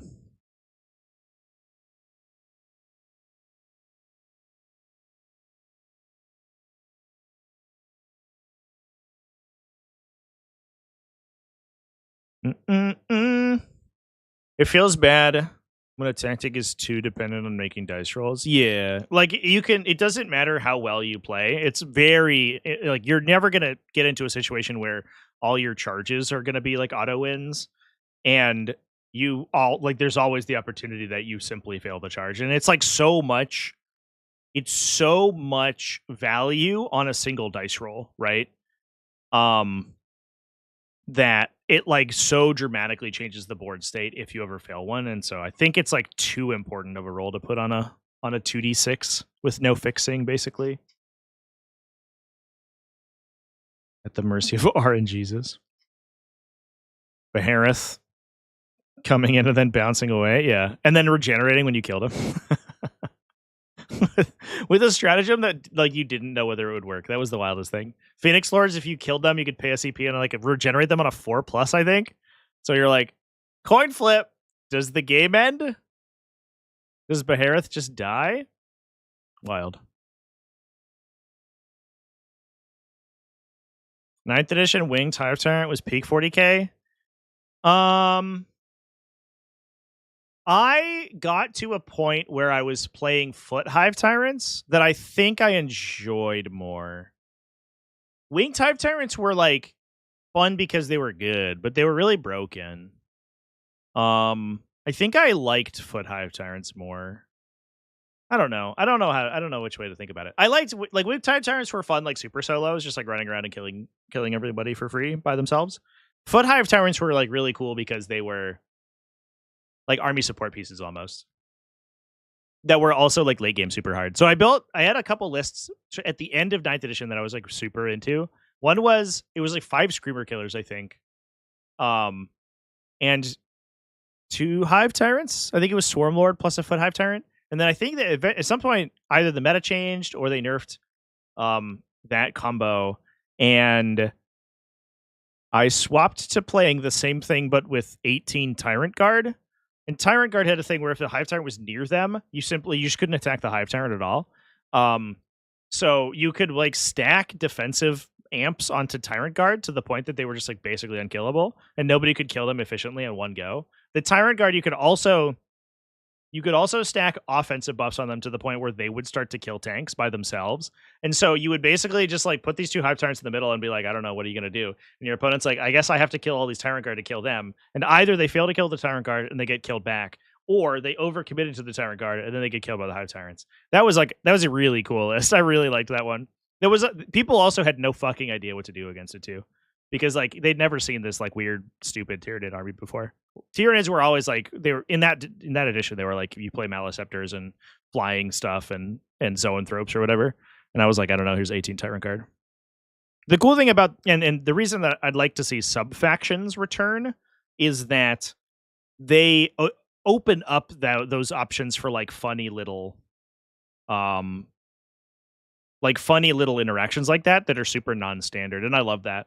Every time I show up to a tournament or I show up to like a tournament game and I go like, hey, do you know what my army does? And my opponent goes, no, I've never seen any of this stuff before. I get a little like warm fuzzy feeling in my soul. I'm like, hey, they're playing something that's new and interesting. That always makes me happy. And so I like it when the game is conducive to playing like weirder stuff like that.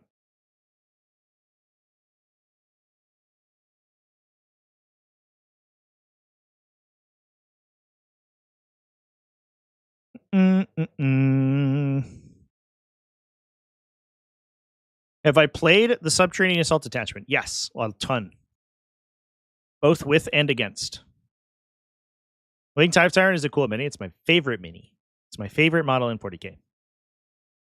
But yeah, Subterranean Assault is the best attachment for Tyranids. It's not even particularly close. But that I think that largely is because it's really good, right? It gives you infinite movement essentially. But the other detachments are also kind of atrocious. So it's fair. Invasion Fleet's pretty good, but it's not. It doesn't make all of your units move an infinite distance every turn. Aren't Subfactions just detachments? They're different. It's similar but different. You would get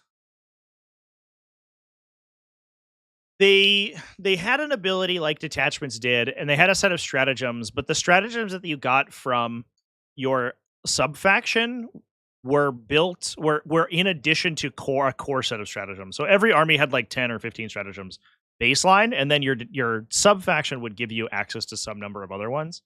So it was like the duty of like where those benefits came from were different. You also had core warlord traits and relics that would come from your core book, and then you could stack with the subfaction abilities. And then occasionally they also had like I think they called them, I don't remember, specialist regiments, I think, or something. Specialist detachments, maybe, where you would it was essentially a detachment from 10th edition, but you also stacked it with your subfaction. So it wasn't like it was similar, but it wasn't a perfect 1-to-1. The big takeaway was that you would normally stack the subfaction bonuses with some other bonus, right? You would have an army ability, your core set of abilities, plus your subfaction ability. Whereas now you just have the one army ability, no other rules context with that, and then a detachment.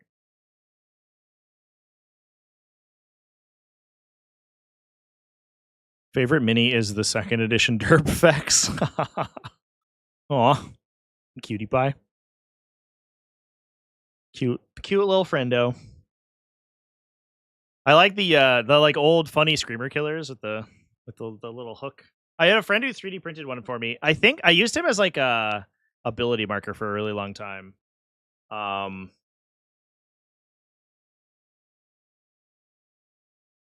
Let me see if I can pull one up. They did an interesting job of reimagining the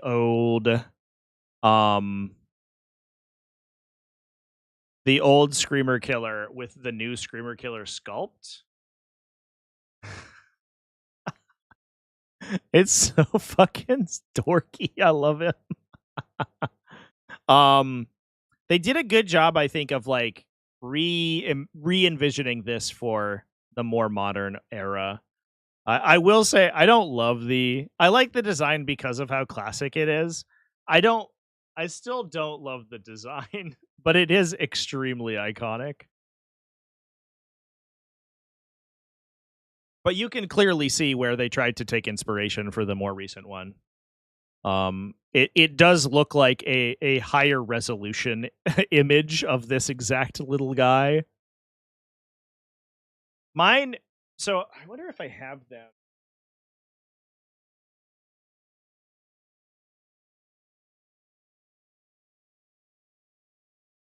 Might be in another shelf, and I'm not going to spend time digging for them, but I have I want to say like 6 second edition Biovores, and I use them I use them as Biovores because you know what?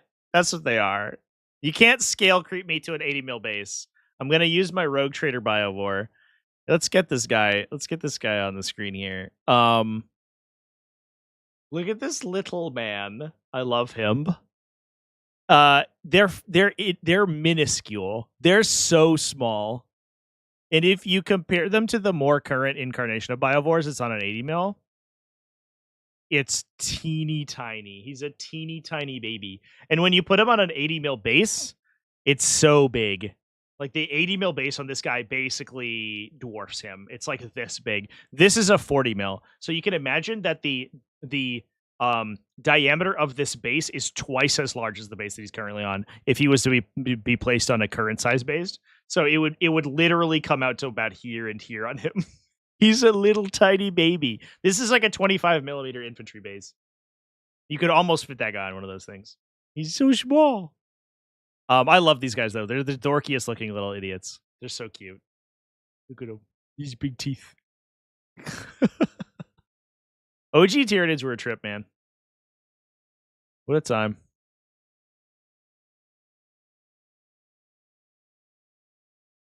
An actual diorama, yeah.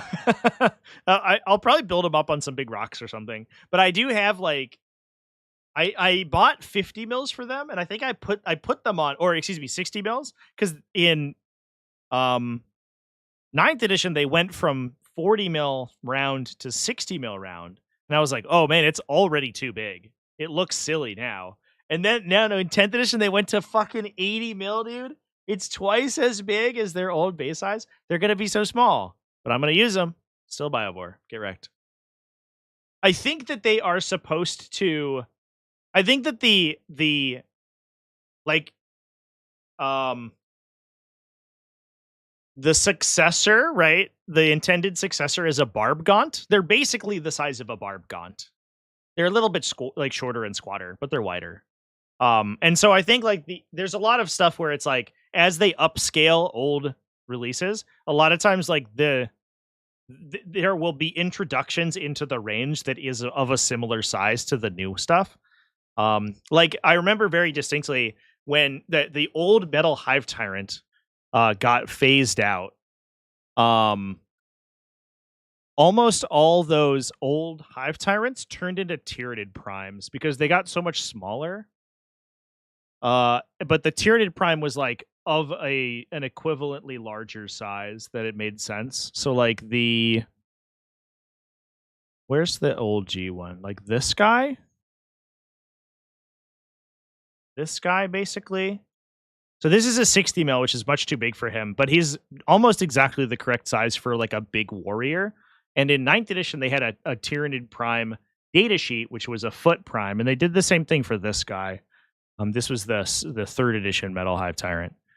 And you could basically use these dudes as infantry characters, and it made total sense. The same is basically true of the Biovore. Is if you use these guys for Barbgaunts, it's basically the correct size. But they are Biovores, so I don't know. I'm probably going to use them as Biovore because I have no chill.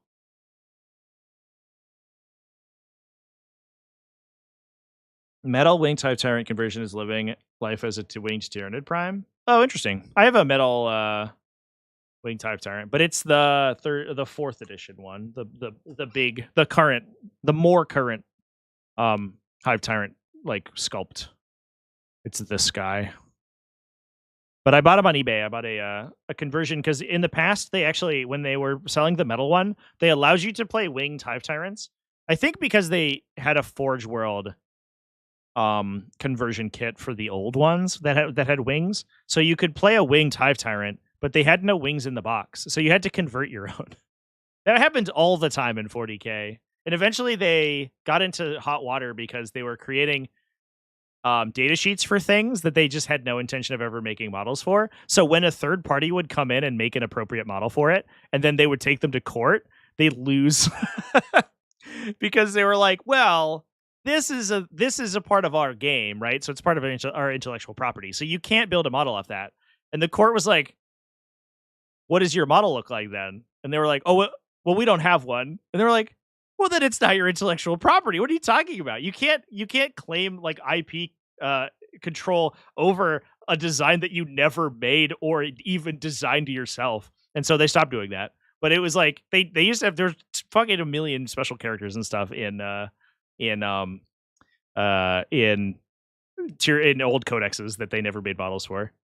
But that was very famously they got their ass handed to them in court for that. It's just super funny. But yeah, they used to make them out of dragon wings. You would buy a Balrog or a dragon kit and have to give them wings out of the kit, unless you bought the Forge World one, who's really expensive.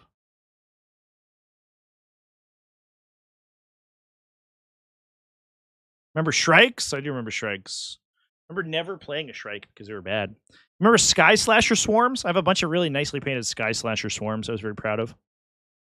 Those guys were really good last edition. Crazy strong. Metal Winged Hive Tyrant conversion is living life as a Tyranid Prime now. Yeah. Oh, I already read that comment. Sorry. I'm reading it again.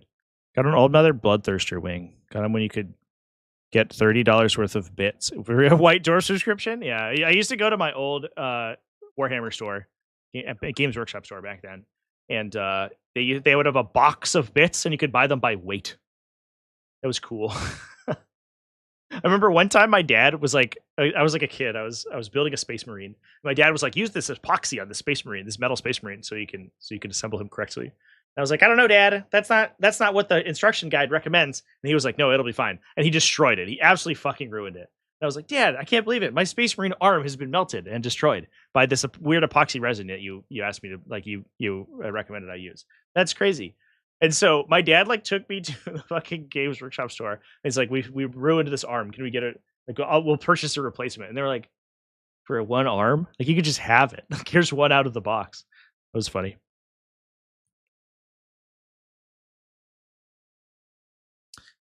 Winged Nurgle Demon Prince with old fantasy dragon wings. Yeah, that was the OG way to do it. That was like, they even had conversion guides in White Dwarf on how to do it.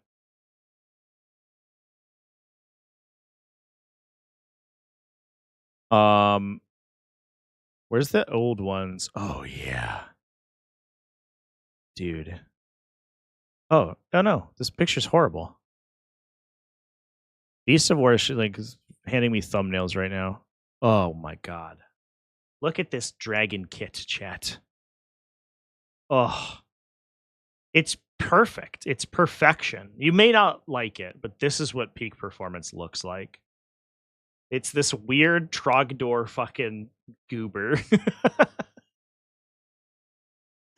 a truly incredible sculpt. But these wings were plastic. The dragon was metal, and the wings were plastic. And there was a plastic winged sprue that came in every dragon kit, or you could buy it separately for like $20. And everyone fucking had pairs of these because you would just buy them to throw on your like cool demon princes or your like dinosaur shit or whatever, your Tyranids. Everyone owned these things. They were everywhere. These little plastic. And that's what I have on one of my Hive Tyrants. Oh shit. Chat. No. I forgot I was on the other screen.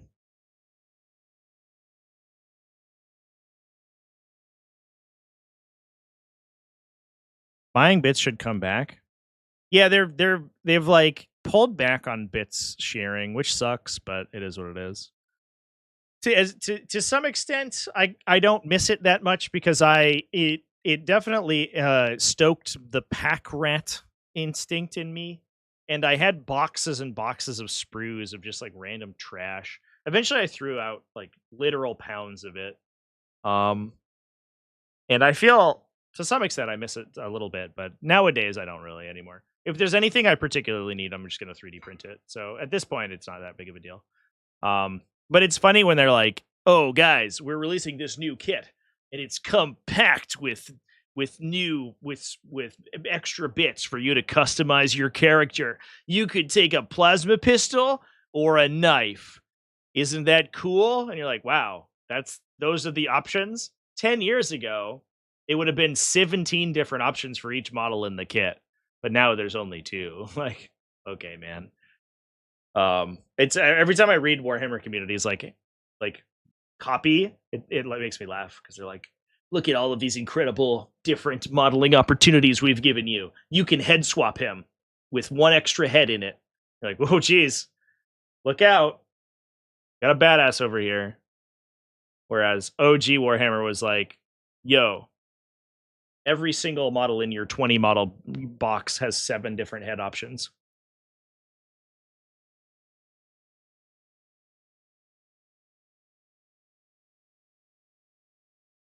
Love the goofy long neck beasts. Yeah. They're so silly. I love them. The sculptures went ham. Yeah.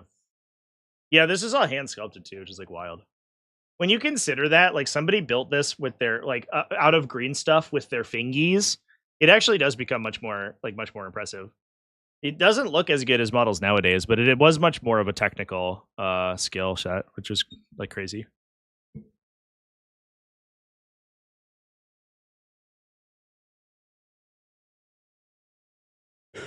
Oh man, it is extremely neat. We ended up tangenting out this whole episode, folks. It was kind of fun. It was a good time.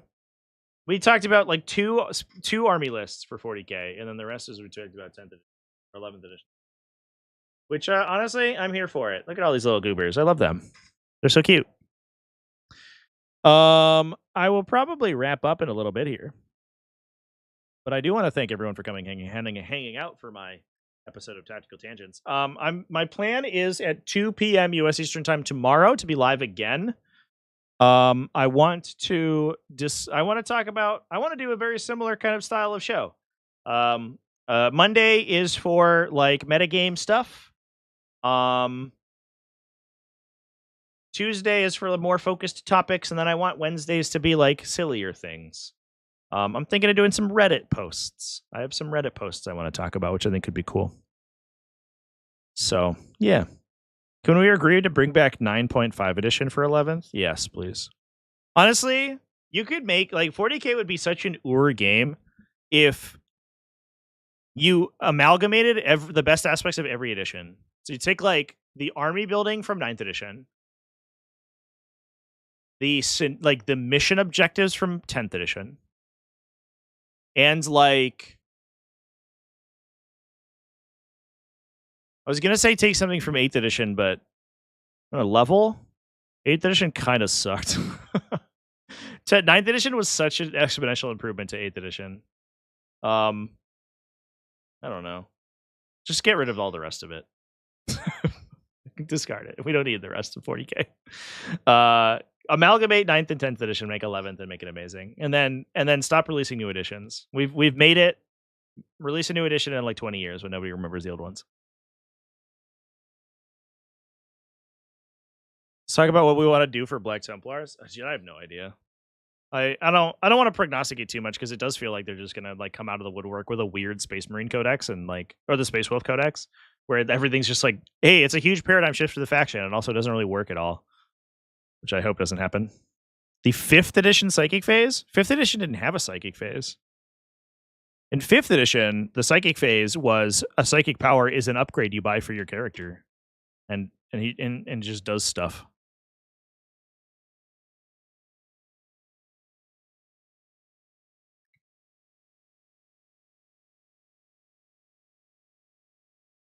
Please stop screwing up the game intentionally. Yeah, for sure. It's so bad, dude. The problem is when they take the original copy, and we had this. Actually, I wasn't on stream yet, but I had a discussion with Prospero before the game that we streamed earlier on Twitch, and we were like making fun of the firing deck on the Thousand Suns Rhino, because the Thousand Suns Rhino in Index release, if you remember, did not have firing deck, and they forgot about it for like 3 months.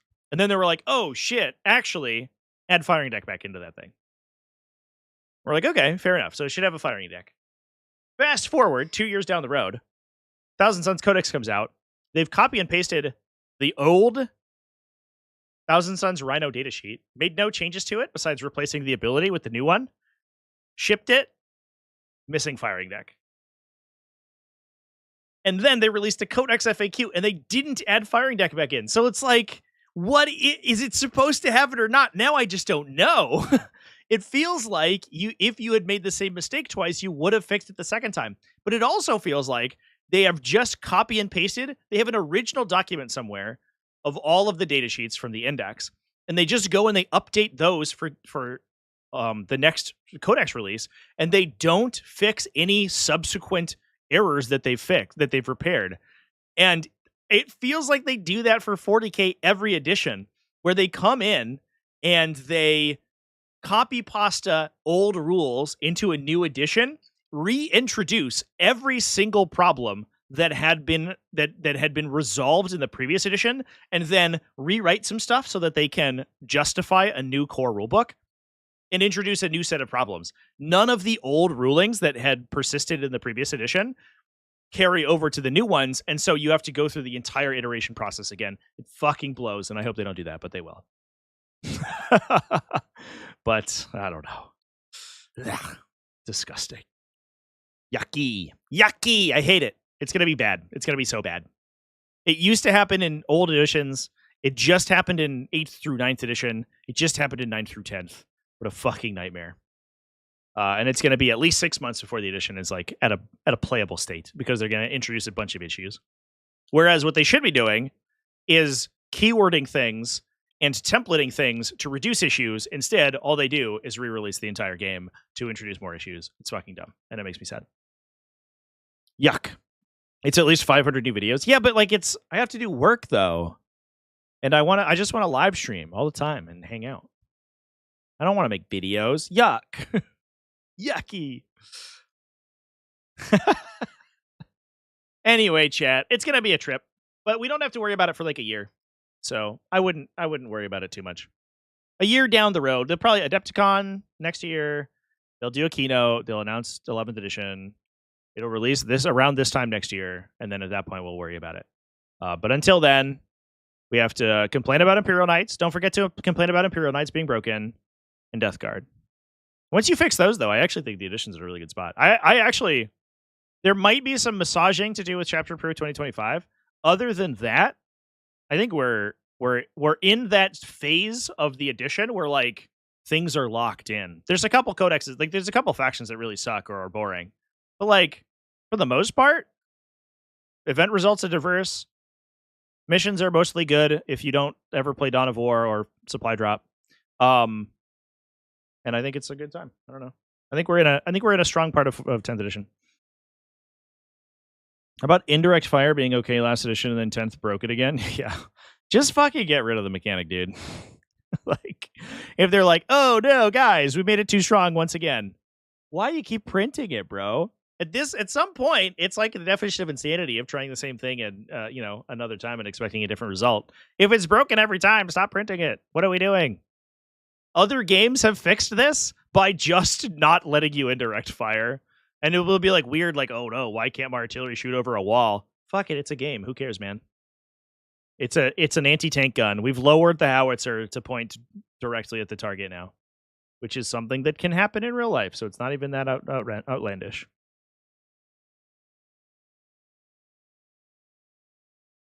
Drukhari and Votann near rest of the army releases. It feels so sparse. Yeah, Drukhari especially. Votann is like so fucking weird because the amount of variability that comes out of like a single detachment army with 2 data sheets is like crazy. And the fact that they're still competitive even today is like wild too. Drukhari, unfortunately, is like they're really, really outdated, but they'll get an update and they'll be sweet. They've been outdated for the entire edition, which kind of sucks. I feel bad for the Drukhari community because they're like, oh guys, our index came out and it was dog shit. And like 6 months in, Games Workshop was like, quick, we'll release an entire detachment to fix you and then forget about you for another year. And they were like, guys, we're still bad. Sky Splinter Assault's not doing it anymore. And they're like, oh, quick, release another really good detachment. But all the data sheets it's like based on are just like OG, real old stuff. So I don't know. If you make indirect good, it gets spammed and breaks the game. Same problem with flyers and other niche military categories. Yeah, it's like it's funny that like the game does like sort of in some cases reflect like real life, right? Where these strategies that it turns out are war-winningly powerful in real life are also game-breakingly disgusting when you try to simulate them on a tabletop. It like artillery superiority and air superiority being 2 of them. Next edition, they'll release some sort of drone mechanic, and suddenly like Space Marines will be flying FPV drones, and that'll be the next broken thing. Which I guess honestly, 8th edition preempted because Tau drones were really dumb back in that edition, so it does make sense. Drukhari is really hurting. It feels like the redheaded stepchildren of the game. Well, I don't know. They're paying for sins a little bit. They were so broken in 9th edition that it was like I think they just got put into the corner for an edition, which sucks. I hate that they do that, by the way, where they're just like, I don't know what to do with this army. Fuck it. We'll just like throw it away, not even think about it for a while. That's like, come on, man. People still want to play that army. Why are we like just ignoring it for so long?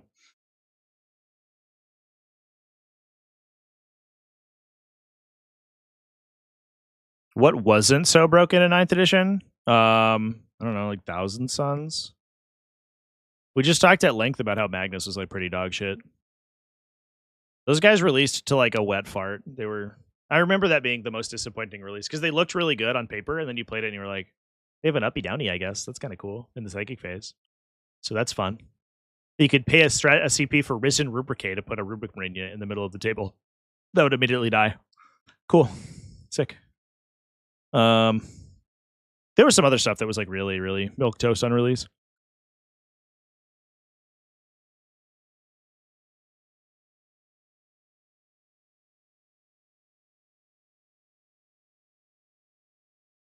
Nid Psychic? Yeah, the Tyranid Codex is wild. Tyranid Codex, I think on its release, I think the Tyranid Codex was hands down the strongest release that we'd seen since probably 8th edition Space Marines. Drukhari and some other factions had a more extended life cycle, but Tyranids were so fucking broken at the time. They were so broken, they had stratagems that literally didn't work. Because they had never proofread their stratagems. They had a stratagem that took effect before you used it. They had a stratagem that allowed you to move in the fight phase, but was only usable at the end of the fight phase. Or at the end of the turn, I think. It was really dumb. Free donated $1.99 through Super Chat. What's the alternative to True Line of Sight? Oh, man. Thank you for the Super Chat, by the way. You have opened up. The Pandora's box is open. Let me introduce you to a game. Chat, should we talk about this cool game? You've never heard about it before, I bet. This is a cool game called Breach Storm. Let me tell you for a sec. Let me regale you the tale of this awesome miniatures game that doesn't use true line of sight. And to be honest, this game does not have a particularly groundbreaking line of sight system because basically every game besides Warhammer 40k uses this. Also, check this out. All the rules and unit profiles online for free. That's crazy. Check out breachstorm.com/rules to download them. If we take a peek at our line of sight rules, here's how it works. There's a building here. You trace a line between the bases of the models. If the line does not cross over any line of sight blocking things, you have line of sight. If it does, then you don't have line of sight. So let's say, for example, we have our rifleman. He's trying to draw line of sight to this guy. Enemy model bases block line of sight, and buildings block line of sight. So there is no legal line between this model's base and this model's base that, when traced, does not go over each of these. That means there's no line of sight. This guy, because we can draw a line around the edges of the bases that doesn't cross over any of that stuff, you have line of sight. That's it. That's all you need to do. You just say, draw a line on the tabletop. If it draws through line of sight blocking terrain or something else that blocks line of sight, no line of sight there. Don't pay attention to extended bits of models. Don't pay attention, to like vertical elements. Just draw across the tabletop. The one downside is that this precludes the use of multi-level terrain. That's another thing that you have to work around if you are trying to do that. I have a video about alternatives that I've proposed for ruin terrain. Let's see if I can remember what the name of the video is. It is called, I made it 2 years ago, and it's called Fixing 40K's Terrain Rules. And basically in it, I talk about how buildings should be line of sight blocking templates, kind of like how they work now, except that if you want to utilize multi-level terrain, you make the building an occupiable vehicle like a dedicated transport. And then what you say is that when you move a unit wholly inside a building, they can either move normally around the battlefield like they would not nowadays, and they use true line of sight normally, or they occupy the building. Then you place them on the second and third stories, and they're able to shoot and be shot from the template of the building. So instead of doing like, oh, I'm going to move my little guy a few inches vertically to climb this tiny ladder, you just say, my unit's going to occupy this building. I'm going to place them on the top floor, and they are considered to be like inhabiting the template of the building. Then you let people attack the building to either deal damage to that unit or to deal damage to the building to make it no longer occupiable. So you gain the benefit of getting wildly enhanced line of sight by being able to use a higher vertical element of the ruin to draw your own line of sight. You basically treat it like a firing deck out of a transport, but you get the downside of literally everyone being able to see you because all they have to do is draw their line of sight to the building. That's what I would do. If I was Warhammer 40,000's core rules writers, that's what I would do. But I'm not. So instead, I made Breachstorm. I made Breachstorm first, in fairness. I wasn't playing 40k by the time I wrote this rulebook.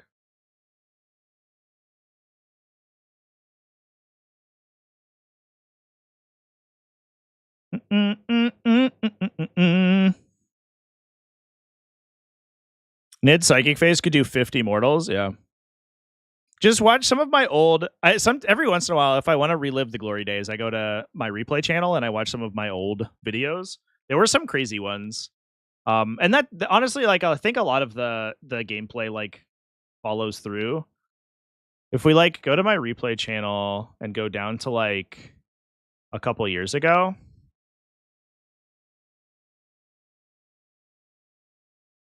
This is all 10th edition stuff. I think we're getting there. This is like old 9th edition gameplay. And this is like, ooh, OBS does not like this. We are lagging hard. This is all 9th edition stuff. And like, yeah, you could watch these old videos and like, you could see how silly the codex was. Tyranids did a lot of like buff stacking, so you would like cast spells and point leadership abilities on units. Like all the tokens were special abilities that you could assign to units. So like I could take it. This is when I was playing the Tyrant Guard spam. You could take a Tyrant Guard unit, give them full rerolls to hit from a Hive Tyrant. I believe that there was a unit that gave +1 to hit. So you could be like +1 to hit, rerolls, objective secured. So you automatically took objectives from people unless they also had objective secured.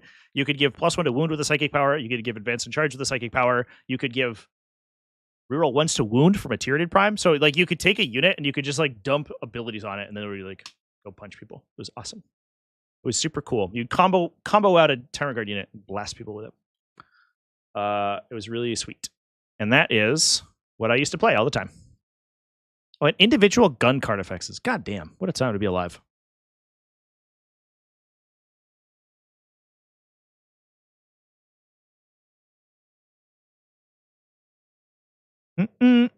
Old Tyranid Hive Guard was an example of impressive indirect. Yeah, it was very dumb. Strength 8, AP2, D3 damage, ignore cover, indirect fire. What a time to be alive. But to be fair, the 8th edition Tyranid Codex had literally no damage output outside those guys. They had basically no 3+ ballistic skill, strength 8 or higher in the entire codex besides High Regard.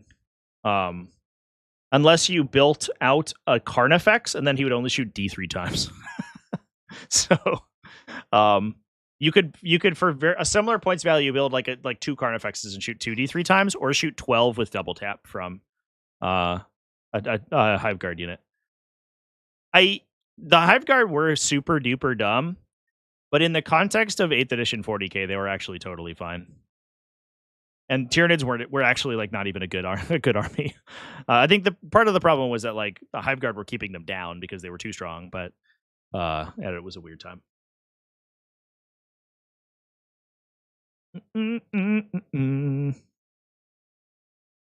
Curious if Matt Ward Marines are competitive? Like 5th edition? Like Space Marines? I think the game's changed too much. I don't think that like the profiles aren't comparable anymore. Tyranids were super mid, and if a single phase went wrong, you just lose. Yeah. Yeah, it was wild.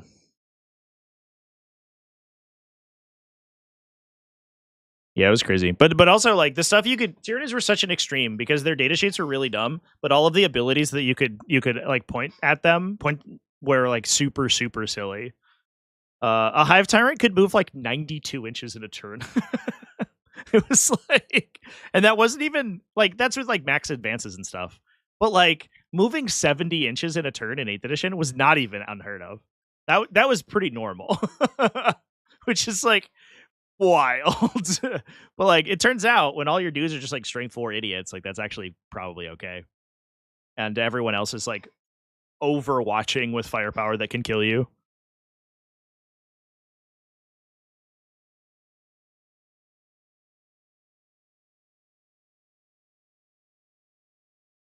Harlequins could play like 3 turns. That's so true.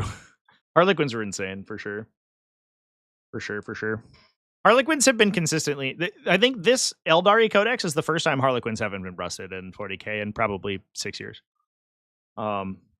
Which is pretty insane. Like Harlequin profiles are almost always really, really good at scoring in 40k. And this is the first time we're in a format where they're not like hyper busted.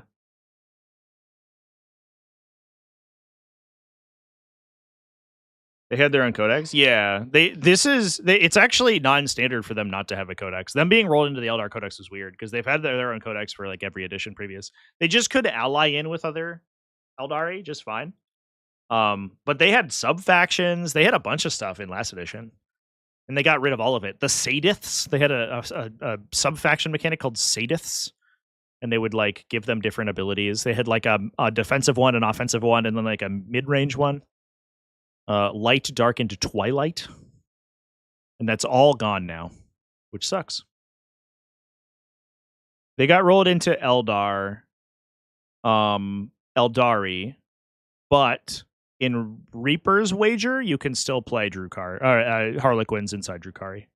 Actually, I think you can still just play Harlequins inside Drukhari because they have an ability that allows them to ally in Harlequins and Wrathy units, but Reaper's Wager is the only detachment that gives them abilities.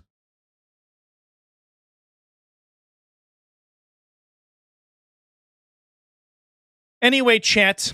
I do think I'm gonna have to close things up in a moment here. We're running a little long for vibing. But yeah, this is a good trip down memory lane. So I appreciate that. This is y'all got me on so many tangents that we just ended up vibing for the entire 2 hours. I'm gonna be live tomorrow. I'm not gonna be live later this evening because we already Twitch streamed earlier today. So I'm gonna be live tomorrow with a Warhamster Wednesday. We're gonna talk about some silly stuff. I will have a patron video coming out either today or tomorrow, and then I'm gonna have later this week a how to play video coming out for Death Guard. So that's all coming out. That's all being scheduled. I'm also gonna be live at ATC over in Tennessee this weekend, Friday, Saturday, and Sunday. I think I'm streaming the 8-player event, but I'm not 100% sure. But yeah, please come hang out with me in the chat for that. I think it's going to be a good time. I also, check this out, chat. A little bit of an announcement, a little sneaky announcement for you. I talked to Frontline Gaming. They've officially extended an invitation for me to stream Lone Star Open next month. So I'm going to be streaming my first ever FLG singles event because I did ACO. But I've never streamed an Frontline Gaming singles major, and I'm going to be over in Texas doing that in August. So that's going to be in almost exactly a month from now. But until then, we have a bunch of other stuff going down. We got streams for the couple of weeks on the runner up to that, which should be good. So that's pretty cool. Anyway, folks, remember to keep it classy. Have happy wargaming. I'll see you in the next one. Thanks for watching, and I'm out.